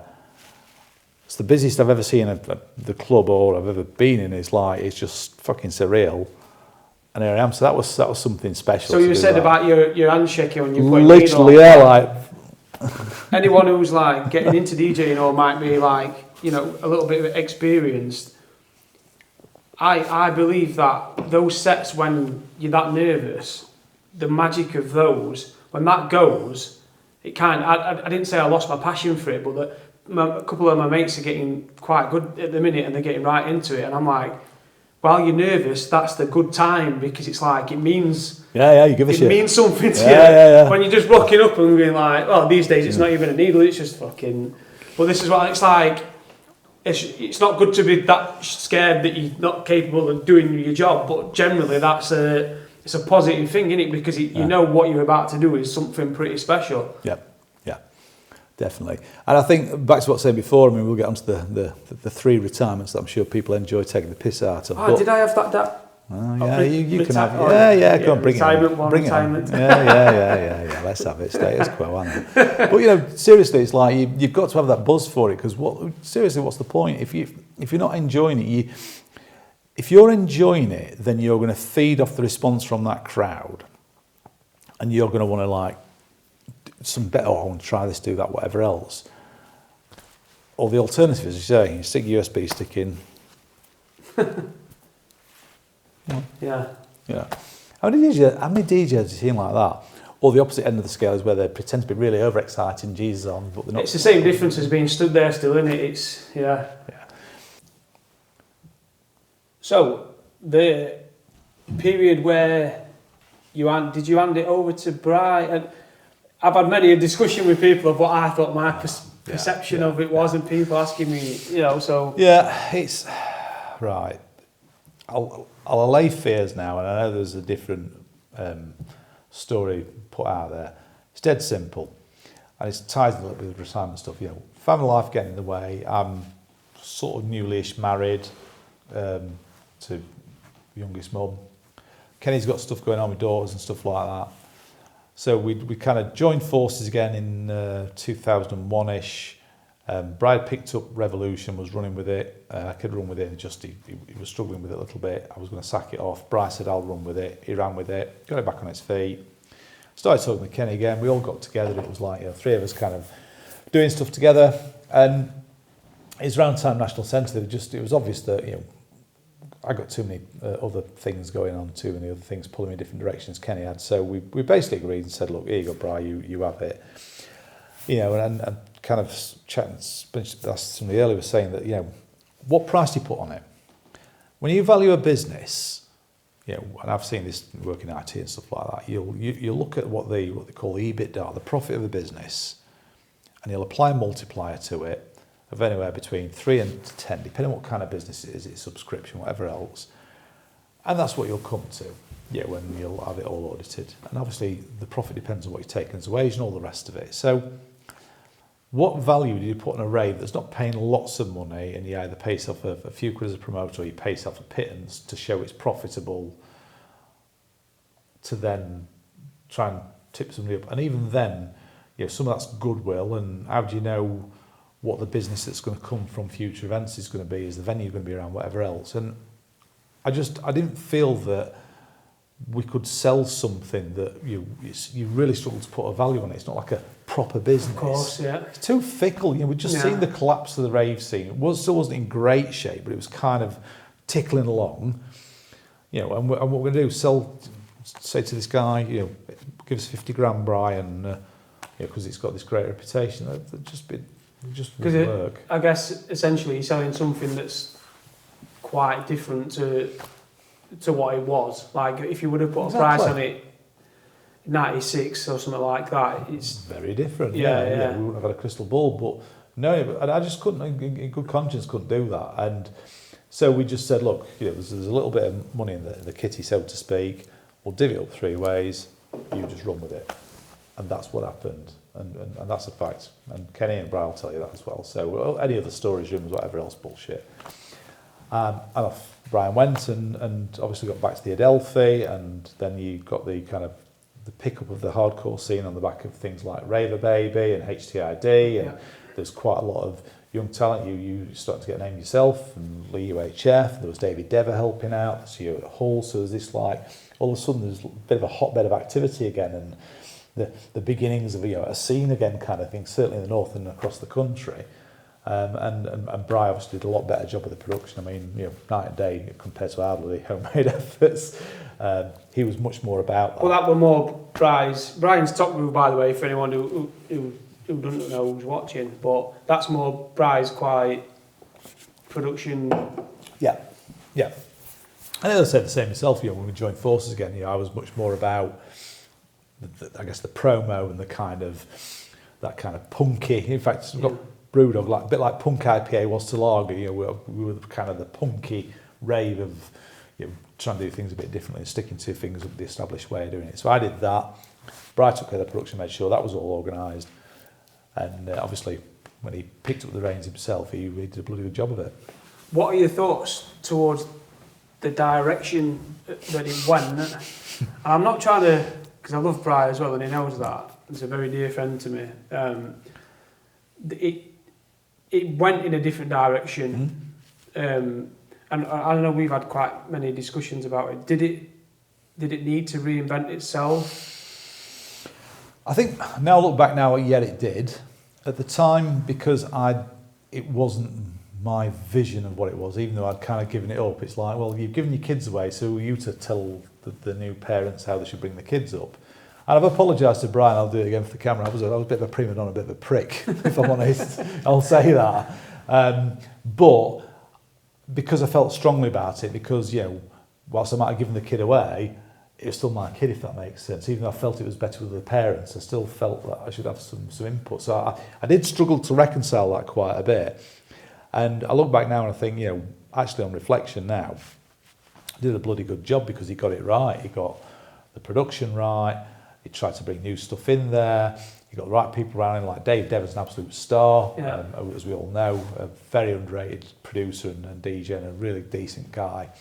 And obviously you got Lee and Jake, yourself, and that, I guess, that next wave of kind of talent bubbling through and trying to promote that. So I think now I look back, and certainly that mid-2000s to late 2000s, he got it, or early to mid-2000s, he got it right, and then he obviously took another direction. I think when he got with Kieran Keys, I really felt that was like the sellout, that going too commercial. And again, for the record, I don't like the stuff, the promotion, the style, as it were.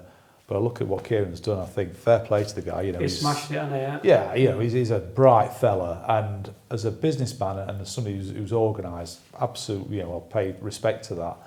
The music policy, another matter, sorry mate, but I think it's fucking dreadful. But that's the thing, is he would probably say the same about your style of music, wouldn't he? And it's personal preference, isn't it? It's not, you're not disrespecting someone by... Yeah, but because, again, it's because when you're so passionate about something, I think, it's probably spilt out, and to others did look like being a bit of a dick, a bit of a prima donna, but it wasn't intentional to be a dick. It was just because I give a shit. Yeah. Even though I kind of handed it over, I felt it was like unfinished business maybe, or it's like I still wanted to, even though family life and other demands and pressures got in the way.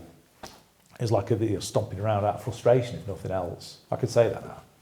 I think the one thing to be said about, I noticed a couple of differences when Bry took over, and he did things like the MCs were, this is your set time. He had like a code of conduct. I think I can remember the email he sent out to us all. Had like MCs are on 5 minutes before you set, and then at the end you like, so it's one MC at a time, and that's your set. And when you've done, get off, and the next one's on. Whereas I guess when Uprising was the polar opposite back in the day, because it was just like they were all on and chaotic. They were ripping mic off each other, and it worked. But I guess from Bryce's perspective, and it worked, what he did work. He brought an amount of order to it, and but quite different to. Yeah, very different. I mean, we were just chaotic and almost like anarchic. It was like Uprising. Sometimes. It really was. Yeah. And again, when I heard tales of this second hand and somebody forwarded it to me, and I just like, what the fuck's this? Really? I understand the principle why he did it, and looking back now again, it was probably the right thing to do, to try and kick people up the arse a bit. But you were like herding cats. I mean, how are you going to try and tell like the MCs who just come and gone as they please? They're like they're held on a pedestal by the punters. You must do this turn at 5 minutes before. I mean, I can imagine what Natty probably said to that. He just probably wiped his arse on it and threw it away, something like that. Yeah, because I would have been like, fuck you. One massive positive about they got Adelphi and Uprising going again. It was going off again. Like I said, the eighth birthday in particular for me. So what would be 2003? Mm-hmm. So that's quite a long time since it started, and it's gone through all the. 20 years ago, dude. Yeah, mate. Yeah, I feel it. I can feel it. But my point is you've gone through like the massive peak, and then the year 99, 2000, where it's dropped off a cliff, and then it's reinvented. Yeah. In a different guise, but still a lot of the same elements. But the key component, the Adelphi, is back bumping again. Yeah. And I guess, irrespective of what you might have thought at the time about the music policies and the direction and all that, it must have been good to see that place popping off again. It was, and I think certainly now, with the benefit of hindsight, I can look back and go, yeah, that was great. And the mad thing was, the last Uprising birthday just recently, I played a lot from that mid-2000s era because I thought, I'm sick of doing the whole Tommy Knockers and all that shit. I'm not playing that, I'm not saying that bollocks, it's not bollocks, but I'm not playing that stuff tonight. And I want to pay homage to that era and pay some respect to it, because it was a great time. And the early UK hardcore before it just went, sorry, but dog shit. Yeah. You got Thin and Crispy, you got Gamma. In Gamma, so I'm going to say and Scotty Brown, that stuff. Absolutely. I remember people might know my DJ journey. When I started off learning at Jade, and I was a kid, played like happy hardcore. Yeah. But I found hardstyle through Lee UHF. He just gave me a pile of records one day and went, "Here, try something like you might like it." And I was like, "That's it." But in terms of hardcore, UK hardcore, happy hardcore, whatever we were going to call it back then, the stuff that Scott Brown were making and playing, and it were going out at Adelphi, it had a lot of the trance elements to it, but just so much. And I guess after the dips of like the 99, 2000 to have stuff going with that sort of energy again, I remember like Gamma and even Nixie and Darren Styles and people like that, it wasn't just chart rip-offs and hands up stuff. There was a lot of good musical stuff being made, weren't there? There was, and I probably didn't quite appreciate it, because my head was probably still a little bit in kind of the late 90s kind of death chanty stuff. I was trying to find a style, because obviously I sacked it all off, and then I had a bit of a reprise in sort of early mid-2000s, and I discovered hardstyle then myself, and I also got some stuff off Lee. I was buying a lot of stuff in Sarge's record shop, spinning. I used to see Alex Kidd like almost every week, because he was in there, knew him, because the Good Grief lads were like just coming and gathering momentum. And I played some of the UK hardcore mid-2000s, but I didn't appreciate it, and I listen back now, I think actually there's some really good music around. Also Recon as well, who's gone on to bigger things. Yeah. Fan, I mean, absolutely, there was some good music, but I perhaps just didn't quite appreciate, because I was still in that, it's not the same, it's not Tommy Knockers, or whatever was going on in my head, because I'd probably not found my little niche and genre which I sort of did again in late 2000s, which was weird because I found it through playing for a certain promoter in Hull. That's another story. Are we going there now? What? You do it all, mate. I don't give a shit. Maybe we'll come on to that end. Just to pull it back a little bit, and what you just said, you've led me nicely into quite a lot of things conveniently. But good. I had something down, and I was trying to think of interesting things to prompt you with and ask you with that might get you catch you off guard. Go on. What I put down was, do you think Uprising held you back as a DJ in the bigger picture of things? You see, I don't know. The reason can I just interrupt you? The reason I know is because we've spent a lot of time talking, and you're a passionate DJ, because Uprising's a massive thing, innit? Yeah, but you're also a very passionate jock that's learned your trade and studied music as well. And I know I've kind of recalled the conversation we had in class, which has led me into... Yeah. I mean, without it, I wouldn't be where I am. So you can't really say it's held back. I think the success when it became a contender and a competitor to other nights did. And I think that's probably partly because of the way I went about promoting it, because I was a little bit in your face, a little bit adversarial maybe. But also, I wouldn't succumb to that whole booking swapsies bollocks. Okay. Point blank refused. My attitude was, if I think you're right for the night and I think you'd be good for us, I'll book you. And I want the same from you. But a lot of people like, there's a little bit of that going on, sort us out, and maybe it does or doesn't nowadays, I don't know, I don't care. But because I wouldn't do that, it's interesting because as we got bigger and bigger, and bearing in mind I'm at what I consider the peak of career insofar as I'm running one of the biggest nights in the country. I've got people eating out of the palm of my hand even when I'm playing my sets, just like all the other residents. I've settled into my genre playing the tougher sort of gabber, a little bit of bouncy, the death chants and stuff like that. Everybody knows me for now, breaking tracks like the Tommyknockers and stuff that nobody's ever heard from anybody else ever. And yet I'm not getting bookings other places, and I'm filling a fucking club in Sheffield. So there was obviously something going on. So did it hold me back? Maybe it did, whatever. I'm past caring, I don't care, I'm an old man, so what do I care? I had a great time, so at the time I was really pissed off, and at the time if you'd asked me, yeah, I'd have been dead veteran. But yeah, it is what it is, right? So in regards to the DJ sets as well, Tommyknockers is... Oh, fucking hell. And again, it sounds like I'm kissing your arse here, maybe I'm a little bit, but I've spent a lot of time with you at your house and with Mixed Records, and you're an avid record collector, and you a lot more across the board in terms of genres than quite a few people might realise. How did it feel to be constantly requested the same? So it is Tommyknockers, isn't it? What were there's a few in there. Power Jam. Yeah. So don't get me wrong, those tunes in particular, the Power Jam one, I can remember, that's another significant thing in Adelphi.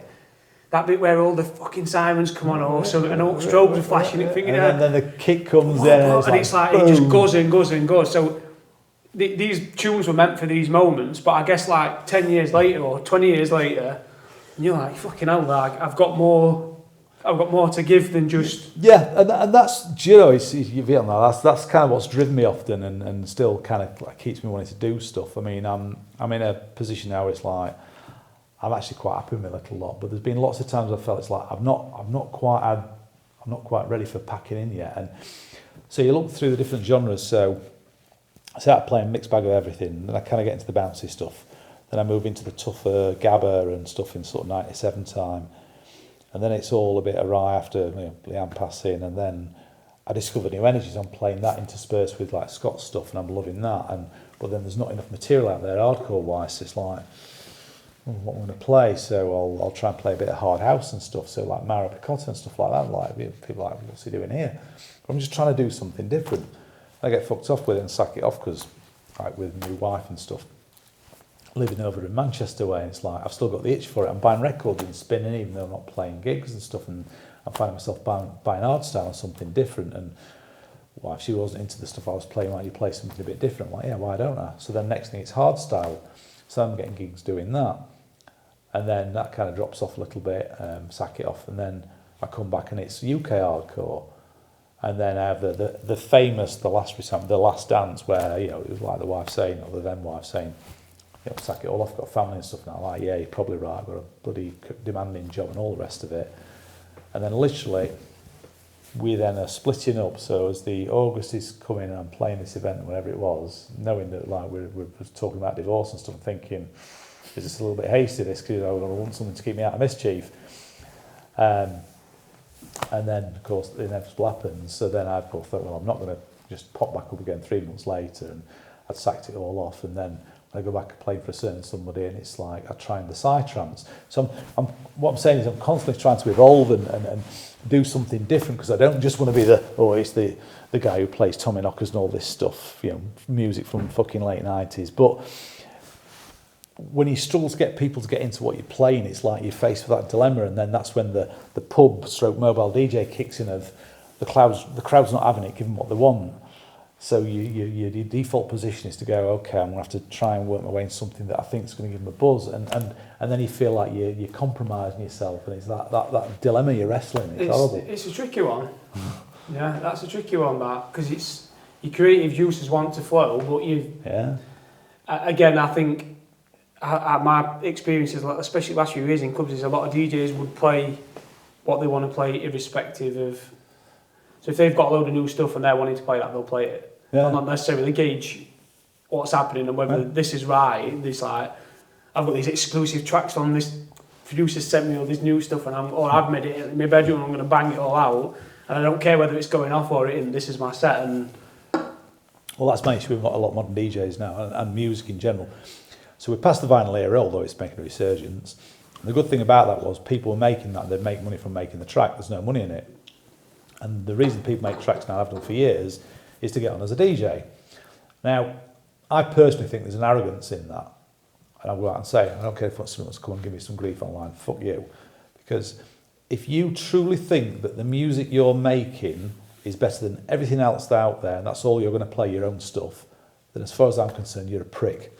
Your head's up your arse, and I will argue the toss online with all the flack that comes on this afterwards. Now, there are people who make good music out there, really good music, and are really on it, but I still think there's an arrogance to think that it's only your music and nobody else is good enough, because the job of a DJ, in my opinion, is to find the best music that you can that's out there to play to that crowd in front of you and have that ear for it. So it can't be just all yours, sure. It's not to self-serve, is it? It's to provide. Exactly. Yeah. You know, yes, you might want to play your own stuff to promote yourself, and maybe the stuff you've played is good, no question. I'm not saying people haven't done that, but an entire set of your own stuff. It's going to have to be pretty world class special. in it to be, I mean, there are exceptions like Mike Reverie who come and play for us. I mean, he's brilliant. I mean, fantastic. People like Scott Brown. Absolutely. But even then, they play other stuff. You know, Briskin people who are superb, and I think the job of a DJ, you're a curator of music that you bring together to suit the mood of the crowd and the event that you're at. You know, and you can be a creator in that, and you know, create your own stuff and curate that with everything else. But to me, that's one of the fundamental things that's gone awry. It was never the job of a DJ was to go and see. Look at the Northern Soul guys. They go and they find those obscure tracks and proper geeks. I mean, Jake Nichols, he's a proper music geek, and he's brilliant for it because he's like into that and he's lit up by that. You know, and you just think that's how it should be. I just want to say a big shout out to Jake. I don't see Jake as much these days, but I spent a hell of a lot of time with Jake. Yeah. And Jake used to invite me and a select few others back to his house for like an after party after Uprising, but a Jake after party would be, so to explain, it's kind of like if I went back to an after party in Kivo, it'd kind of be like everyone just getting as off their head as they could, an Uprising tape or CD on, and everyone just kind of carnage, whereas Jake could have this he'd have his select audience back, and he'd put some trance music on, and he'd be like describing you like, listen to this bit, brother, like this and stuff. Then he'd get up and check everyone's hand and hug everyone and stuff like that. And he's like, but in terms of it, very in tune with his music, and what a guy. But that's what they're saying. You know, you need people who are just nerds about it, who just want to find. It's like that chef who wants to find that dish and go, oh, you've got to try this. I mean, That to me, that's the beauty Because of it all. what Jake's bringing to the table, Jake's not someone who's big on social media and he's not one to go in front of a camera and talk and stuff like that. But actually, in terms of delivering a DJ set, I mean, Jake was one, especially in the, like, he's not new, but he's of the newer generation Uprising in terms of programming in a DJ set and actually thinking about taking people, like we spoke about, taking people on a journey, and actually it's not just slam a tune in, slam another tune, you're actually taking out Jake really on the money. Oh yeah, the nerdery of it. And again, so that to me, the art of DJing, and we get onto the whole modern technology thing.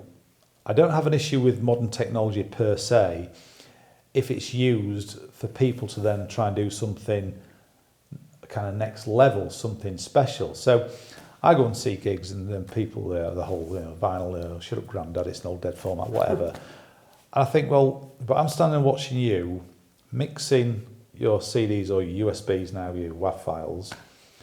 You're not doing anything else other than just doing that. And the skill that you had to have to do it on vinyl, to know that music, to know the BPMs and all the rest of it, that's gone because you've got a WAV file displayed there, so you can see the highs and lows and the breakdowns. You can go, there's BPM. Even worse, you can just sync it. So if all of that skill and that hard work's been taken away, what are you replacing it with? And if you're not trying to do something different like looping, cutting, if you're not whatever, building on it, or able to whatever else, and you're not reading that crowd in front of you, then what are you doing? And even worse, when you shove a CD in and be Jesus songs, I mean, like, what the fuck's that about? So again, if I sound like a grumpy old man, well, I'm not. I just think it's bullshit. It's almost as if I planned this to perfection, and I didn't. My next one was, in fact, 2 points, and they're probably the same kind of point. What are the most significant differences between an Uprising event in 1996, for instance, to 2023? And then also the next point was, what are your thoughts towards the rave scene and the culture as a whole now? Well, does my opinion on the second question matter? Because I'm an old man, but I'll answer it anyway. It does matter, yeah. Some people disagree. It does to me. But the first question about... I think the challenge with Uprising is that you've got a lot of people who were in it right at the very beginning, people of my age, so old fuckers like me, yeah? You've then got people who come through in the different eras, like yourself came through in that mid-2000s era, and probably people who come in like the tens era, as it were, even though we've been a bit hit and miss. So you've got these different people with different perspectives, and because the modern predisposition is a bit more commercial, or has been, as opposed to me being a has-been, you've got this real weird mix that you're trying to appeal to. And I was not anti the newer stuff, but I was a little bit indifferent. And when we did the last event, we booked like Mike Reverie, we booked Club Filler, as well as Mark and stuff. And there's a bit of grief about it, and people say, oh, it's just turned into the same and all the rest of it. And I'm like, I was a bit bemused by that, because I'm thinking, well, there's only two more modern name DJs, and what we're trying to do is we're trying to tread the balance between the two. Because again, I'll keep playing fucking Tomahawks and stuff, and that's why I chose to not play a really old set. And I stood and I watched Mike Riveri play what he was playing, and I watched the reaction of the crowd, and there's some of the vocalists I didn't recognise the tracks particularly, but it's like his rehashes, reworkings, what he'd done. I see girls on the front row like chanting along, but at the same time it was banging what he was playing. Even I felt that although we are teaching on the happier side of stuff, maybe teaching towards a more commercial sound, it was actually still really good as a DJ and somebody who's dabbled in production and all the rest of it. I could appreciate what he's done. I thought he was really good. Yeah. And the reaction from the crowd said it all. Yeah. And that was, I won't say it was my epiphany, but that was my realisation that, what you see as a genre of music or other stuff, given that you're a man in his 50s, isn't necessarily what the people who are coming out want. So you have to accept that and roll with it. And even Club Filler, who was playing, he plays on the happier stuff, he played tougher. I could tell he played tougher. He read the crowd, and fair play to him. So you've got this interesting, almost crossroads, or this. Can we bring along the people who've always been around and still want to go out and party every once in a while, and appreciate the nod back to the past, but appreciate what we're trying to do going forward. And I think there's all the essence of Uprising has always been a little bit anti-establishment, to be multi-genre, to be a little bit punky, a bit punk IPA, a bit, screw the system, and not completely roll over to commercial. But, you've got to mix it up. And I've always thought that you see some of these Gabonites and they get really sniffy about, even if it's a little bit bouncy techno and stuff, and there's that almost that snobbishness about it. And to me, that's as bad as going full-on party mode. You've got to tread between the two, and it's that. So to ask me where the direction is going, I mean, we've got Jamie and Jake who are coming in and kind of bringing their influence now because they're still gigging out regular. To me, that's the right thing to do. And Jamie gets the ethos of Uprising and the spirit of what we're trying to do, as does Jake. So I'm in for myself, Kenny, Brian, whatever, in the background. Hopefully we'll go forward and we'll keep the imagination of people. And even if people are a bit more commercial, whatever else, we'll kind of tread that line. I think there's a place for what we do in the modern world. The thing I always can't get my head around is, why do young people want to hear a manufactured sound that's come mainly from things like the casinos and the like, who are trying to replace the Tom Jones and the Shirley Basses of the day. So the EDM is this like backward fucking deformed cousin of proper dance music. Yeah. So why do you want to have that stuff that people are dictating to you? I'm not a 53-year-old guy saying what you should listen to. I'm saying, if back in the day the rave tours was the counterculture to the mainstream poppy stuff, then surely today's underground scene should be the same, otherwise it's not underground. Absolutely. And I guess we had this chat before about how socially things are quite different these days, and how people perceive music and other things in life really is quite short, quick dopamine bursts and quick hits. So you're battling against these like fundamental societal changes, aren't they? That if you just ignore, like, it's very much phones out, filming things, one tune coming. Even people like Club Filler and stuff, they'll be banging tunes in quite quick. And because I think, whereas we said before, people would, like Power Jam, for instance, would play for 7 or 8 minutes and keep going and rolling and getting better and better. Whereas these days, I think, well, you've got to keep Uprising relevant. And like you said about, like, you've still got the older heads that are like passionate. People are passionate about Uprising, but they're probably not going to fill a club up these days, are they? No. So you're talking, 50, 100, maybe at a stretch. So really, if you want to keep it going and keep it relevant and fill a club up, you've got to adapt, haven't you? Yeah, you absolutely have.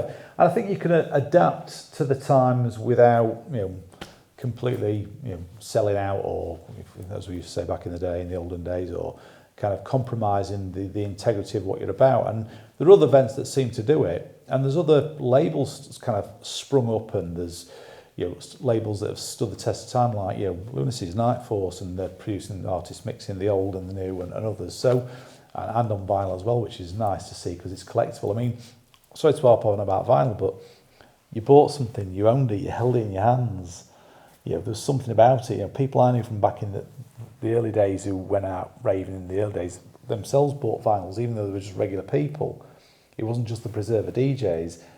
And I think that's the problem with music now. It's become so disposable, and it's on a Spotify or whatever else.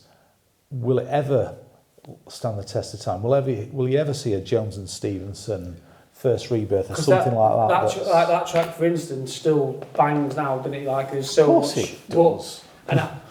It's not to say that someone couldn't make a track now that doesn't have that value. It could be made, but generally, the time and effort, what you'd have to put in, and the thought process. Right. So, I've got a controversial opinion on that. So another one. You want to slate me online? Bring it on. The other problem with making music, or music's being made, in my opinion, again, back in the day, outboard instruments. So you wanted to make music, you had to go and buy yourself a copy of Cubase, that cost you big. You'd have to go and buy some instruments, or you'd have to go and buy a sampler. So there you are, you've saved up, stuck it on your plastic, whatever else, you've stumped up a load of dough, you've bought some stuff, you want to dabble at being a producer. You've probably just spunked 2-3 grand on it. So guess what? You really need to figure this shit out. You buy yourself a big bag of weed for your creative juices, or whatever you do. I'm not condoning it, by the way, but Other drums are available. But you go in there and you bury yourself in your room, whatever else. You start experimenting with the synths and learning synthesis or sampling and thinking of tracks you like or whatever else. And it was that experimentation and that process that often created the germ of an idea that became that monster track. So that was then. What you got now? You can get knockoff software. You get a lot of presets. Phone, can't you? You can buy presets, whatever else. You can buy the Mike Riveri pack. And I'm not knocking Mike, I'm just saying for instance, or whoever's pack. So you can buy these preset packs and you can chuck it together. And what's happened now is, back then, the production wasn't as good, so the soundscape was quite flat and quite sparse, whereas the focus is too much on the production and not that initial sound and that germ of an idea. So you basically, you can't polish a turbo, you put lots of glitter on it. And I wouldn't say every bit of music's like that's being unfair, but you get my point. Is if that original idea and that there isn't that hook, that riff, or something that becomes something really powerful, no amount of production and filters and all the rest of it's going to make it any better. A shit idea is a shit idea. And I think that's what, and I know you dabbled a little bit with production, and for me it's something that I've tried and it doesn't get my creative juices flowing. And I think that you can learn how to use Photoshop and learn the techniques of how to design something, but the actual art underneath it, the creativity. And I think, like you said, these machines, are you creating individual sounds on one machine, and you're taking your time to learn that, and it's taking hours, days, weeks to do one little thing, you're going to be more inclined to create something with some substance than if you've got everything already made and you're just chucking it out on a template and did. Yeah. I mean, so in my world now, working in IT, there's a big thing about AI and ChatGPT. Now it's the last who got off with the parking ticket, got it to write a letter. Yeah, basically we are running towards that world. So get ChatGPT to write a track. Would it be any good? Well, some people might think it is, but would it stand the test of time versus where that person's been experimenting and come up with something and built on that idea and further produced it? I mean, there's just no comparison. Art is that experimentation. It's that idea. It's that building out that idea and finessing that idea and stuff, rather than just I'm going to the studio today, I'm going to make a track. How do you know? You can't just say I'm going to make it. Well, okay, you can make a track, but is it going to be any good? You're forcing something out, aren't you, rather than being fluid and I mean, you can say I'm going to the toilet for a shit, but if you haven't got one ready, then you're going to get fucking piles, right? Musical piles, that's what it is. There you go. I'll get some shit online for this. Who cares? Bring it on. There's going to be loads of talking points I on don't this. fucking care. Is the magic still there for Paulo when he hears a great piece of music for the first time? God, yeah. You know, and I listen to all sorts of stuff. I don't listen to as much music, I'll be honest. Then just sometimes I listen to stuff and it's not always dance music. I mean, got onto, was it recently, sort of recently, Wet Leg, and it's just like, what a mad band, they're brilliant, like a little bit punky, a little bit, you won't even remember this kind of, it's like Hazel O'Connor, and you can hear like sort of elements of something in these bands, and you're like, that's pretty cool. And I love to be like caught off guard with something I wasn't expecting and just go, wow. You know, and I struggle to find that in a lot of, sadly, in dance music, because it's all samey, and because of what I just described of like just it's all presets and chucked out and stuff. I don't hear stuff that really stands out and I go, ooh, wow. I mean, I still buy Death Chant stuff. I mean, and even some of the older stuff as well. It's, whether it's Discogs for some stuff, it's come up for the right price, or whether it's like, the new releases. I mean, as soon as Death Chant 100's out, I'm like, I'm having it. Got producer sign it like a fanboy. So there is a buzz from that, you know what I mean? But absolutely. But it doesn't just have to be hardcore now. It can transcend lots of genres, and it can be more mainstream stuff. On that one, you just mentioned about producer, and I know you were a massive influence in Brisk as well. Who are the key people in that regard? Like your favourite DJs and people that, I don't know, that's a pretty tough question to ask. It is, because lots of people have, I mean, the early days of the Warehouse, it was here people like Cold Cox, who, he was multi-genre. He'd play everything in a set, and that was the brilliance of it, and it'd work. So Coxie, you get Loft Groover, Easy Groove. You'd have all the Europeans that Mickey Emson has been across. Even Mick himself, you know, when he was playing more mainstreamy stuff, and then he went into the trance. And I can remember that shift in like sort of 93, 94. You know, listening to stuff Kenny played. You know, there's a couple of tracks I bought because of what Kenny's played, and you know, obviously Brisk, massive influence. You know, friend, but also I was fanboy as well. Clarkey, I love the stuff that Clarkey was doing. I love Sharky's stuff when he was doing the New Energy stuff, and you know, Kev Energy as well. It's like brilliant. So yeah, it kind of varies. There's lots, and of course, yeah, Producer and Hellfish. I mean, I love the stuff they were doing. I like the stuff Dolphin was doing. And would love to still be impressed. I mean, you know, people like Radium more recently, Angerfist. I mean, I was playing Frenchcore when people were like, what the fucking hell is this? I remember like 2013, 14 at Uprising, and now Frenchcore's a big thing. It's a big festival sound now, isn't it? They're filling festivals up with it, yeah. You know, and Psycho and people like that, but back then it's like, oh, fucking hell, that's a bit full on Paul O's playing, and just like, yeah, maybe I need to find another genre that everybody will think is shit, and then in 5 years' time they'll like it. Reinvent the wheel, mate. I'm done, mate. I'm out of here. We've got a few questions Go on. on social media and points as well. What people have meant.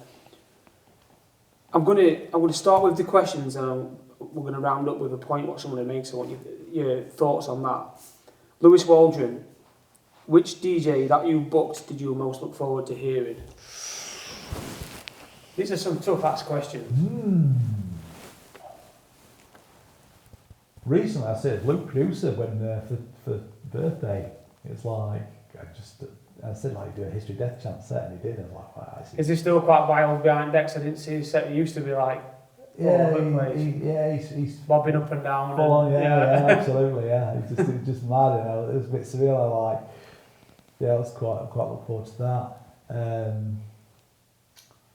Ooh, a tricky one. Stu Allen must have been a big one as well, because he was. I mean, Stu was just brilliant. You know, I mean, just reflect on that. I mean, we were, in fact, interestingly enough, I've just had an email today to ask if I want to play for the next one, which is one.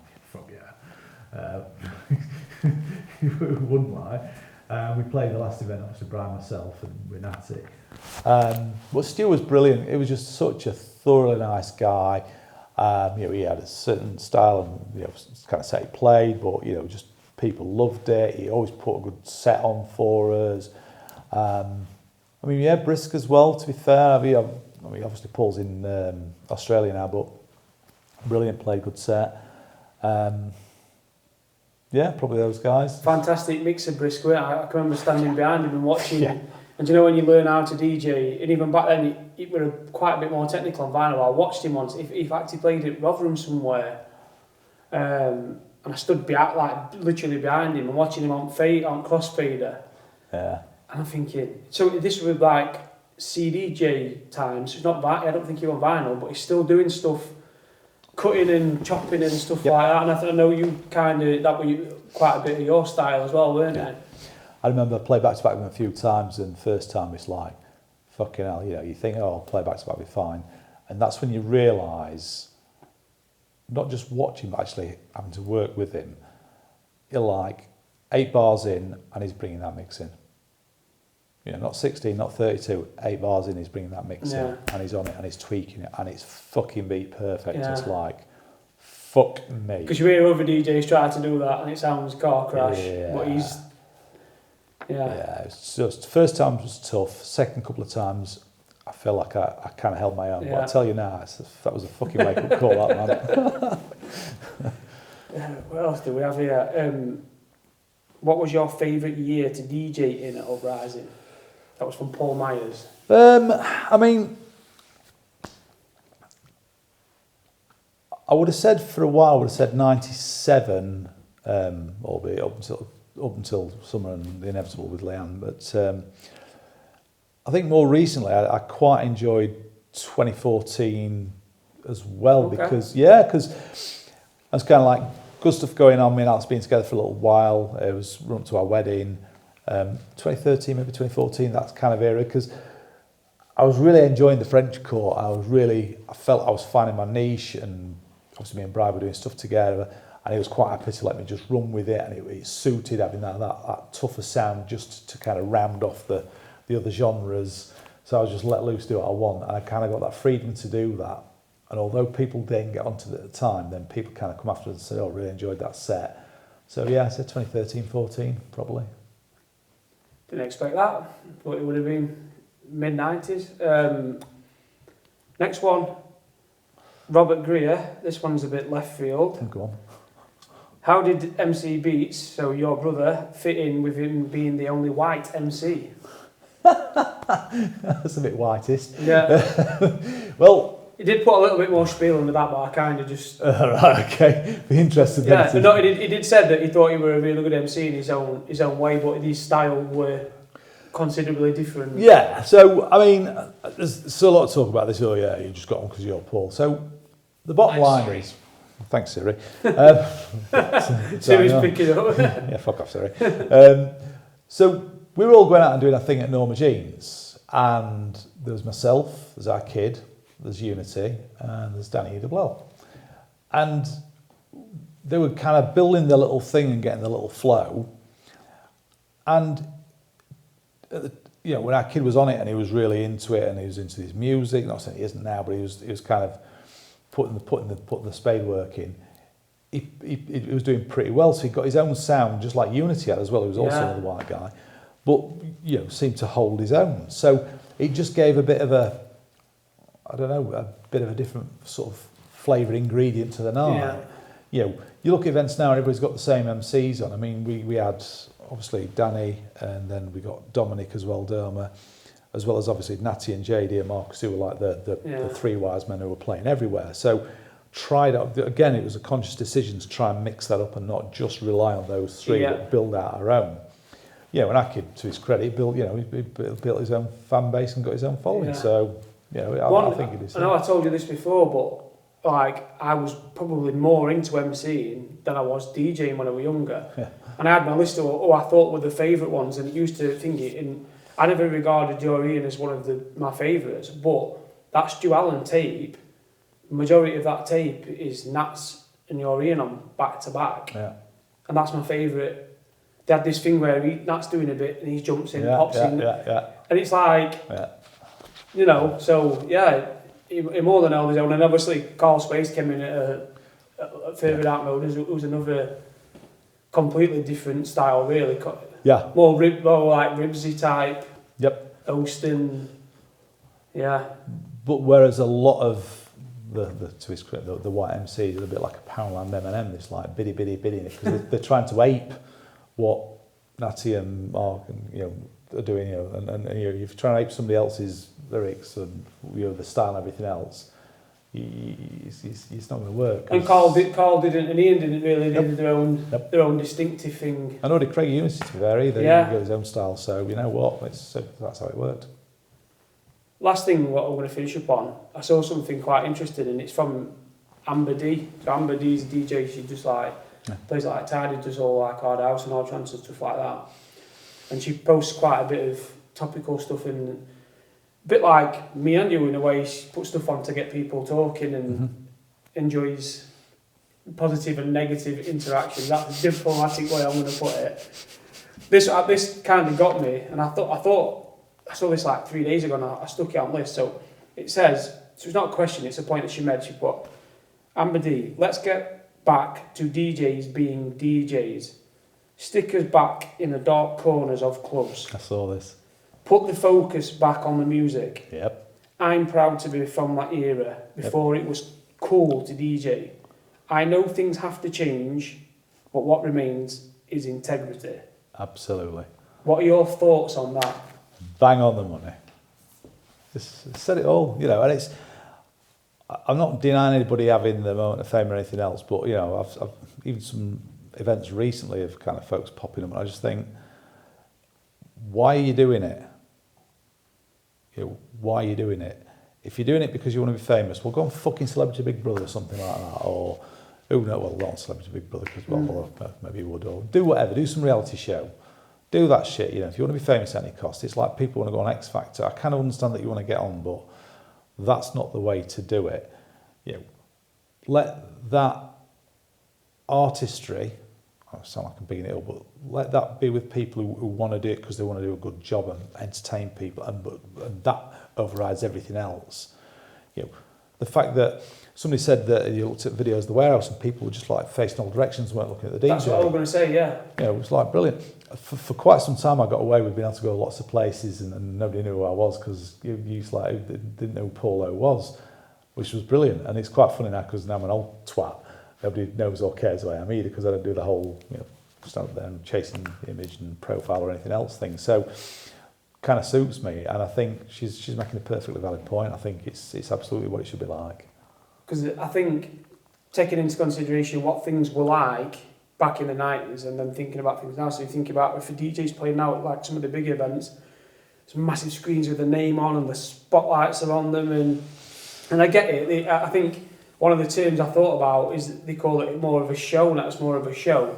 Whereas, like the first Uprising I went to, if you remember the Nelson Mandela one, the DJ were parked off in the corner. Yeah. So naturally everyone's facing towards MC. Yeah.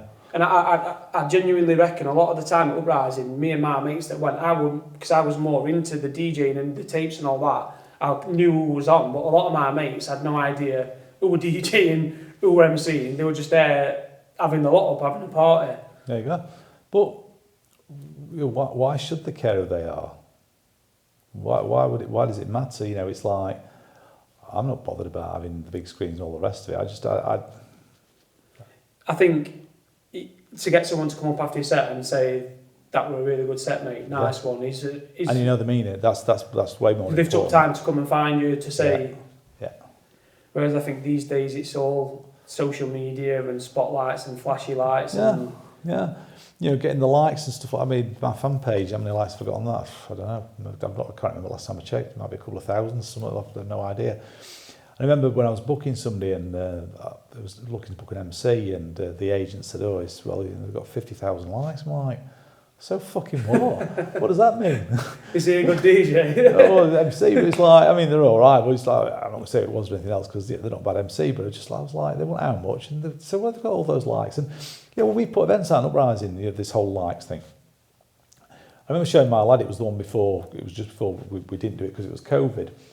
And in 24 hours, we had 48,000 views of the post. The viral marketing was off the fucking wall. Now, obviously, that's people looking at it again, sharing it, whatever else. I know that. I can't remember what the unique impressions were. But I've always said to Bri this, and he'll tell you, they take the whole online thing with a pinch of salt. 1,000 people say they go, it's like, no, they're not. Because it's easy to like, click, whatever.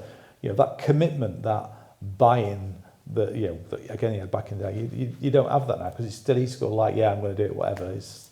It's not face-to-face contact and value, is it really? So 1,000 clicks online might be 20 paying customers or something. And by the way, half these artists were, so you've got a load of fans in India, have you? How's that working? Yeah, because that was the controversy for a while as well. It's like, whatever. Because Happy Hardcore is massive in India. Yeah, who cares, right? If that's the shit that makes you feel better and tickles your tickly spot, then crack on, mate. So I'm with Amber. Big up, Amber. Yeah, great point, Amber. And that will finish up there. Top man, Paul. Really enjoyed that. And like I said before, I've been wanting to do this for quite a while because I think that there's a lot for people to learn about. And to get online and slag off. It's going to be online, it's going to be on YouTube, it's going to be on Facebook. Please, yours angrily from Sheffield. Please bring your comments, positive, negative, constructive, not constructive, whatever, bring it, more than welcome, and Paul's more than happy to engage in that. So behold the field in which I grow my fucks. Cheers, Paul. No worries.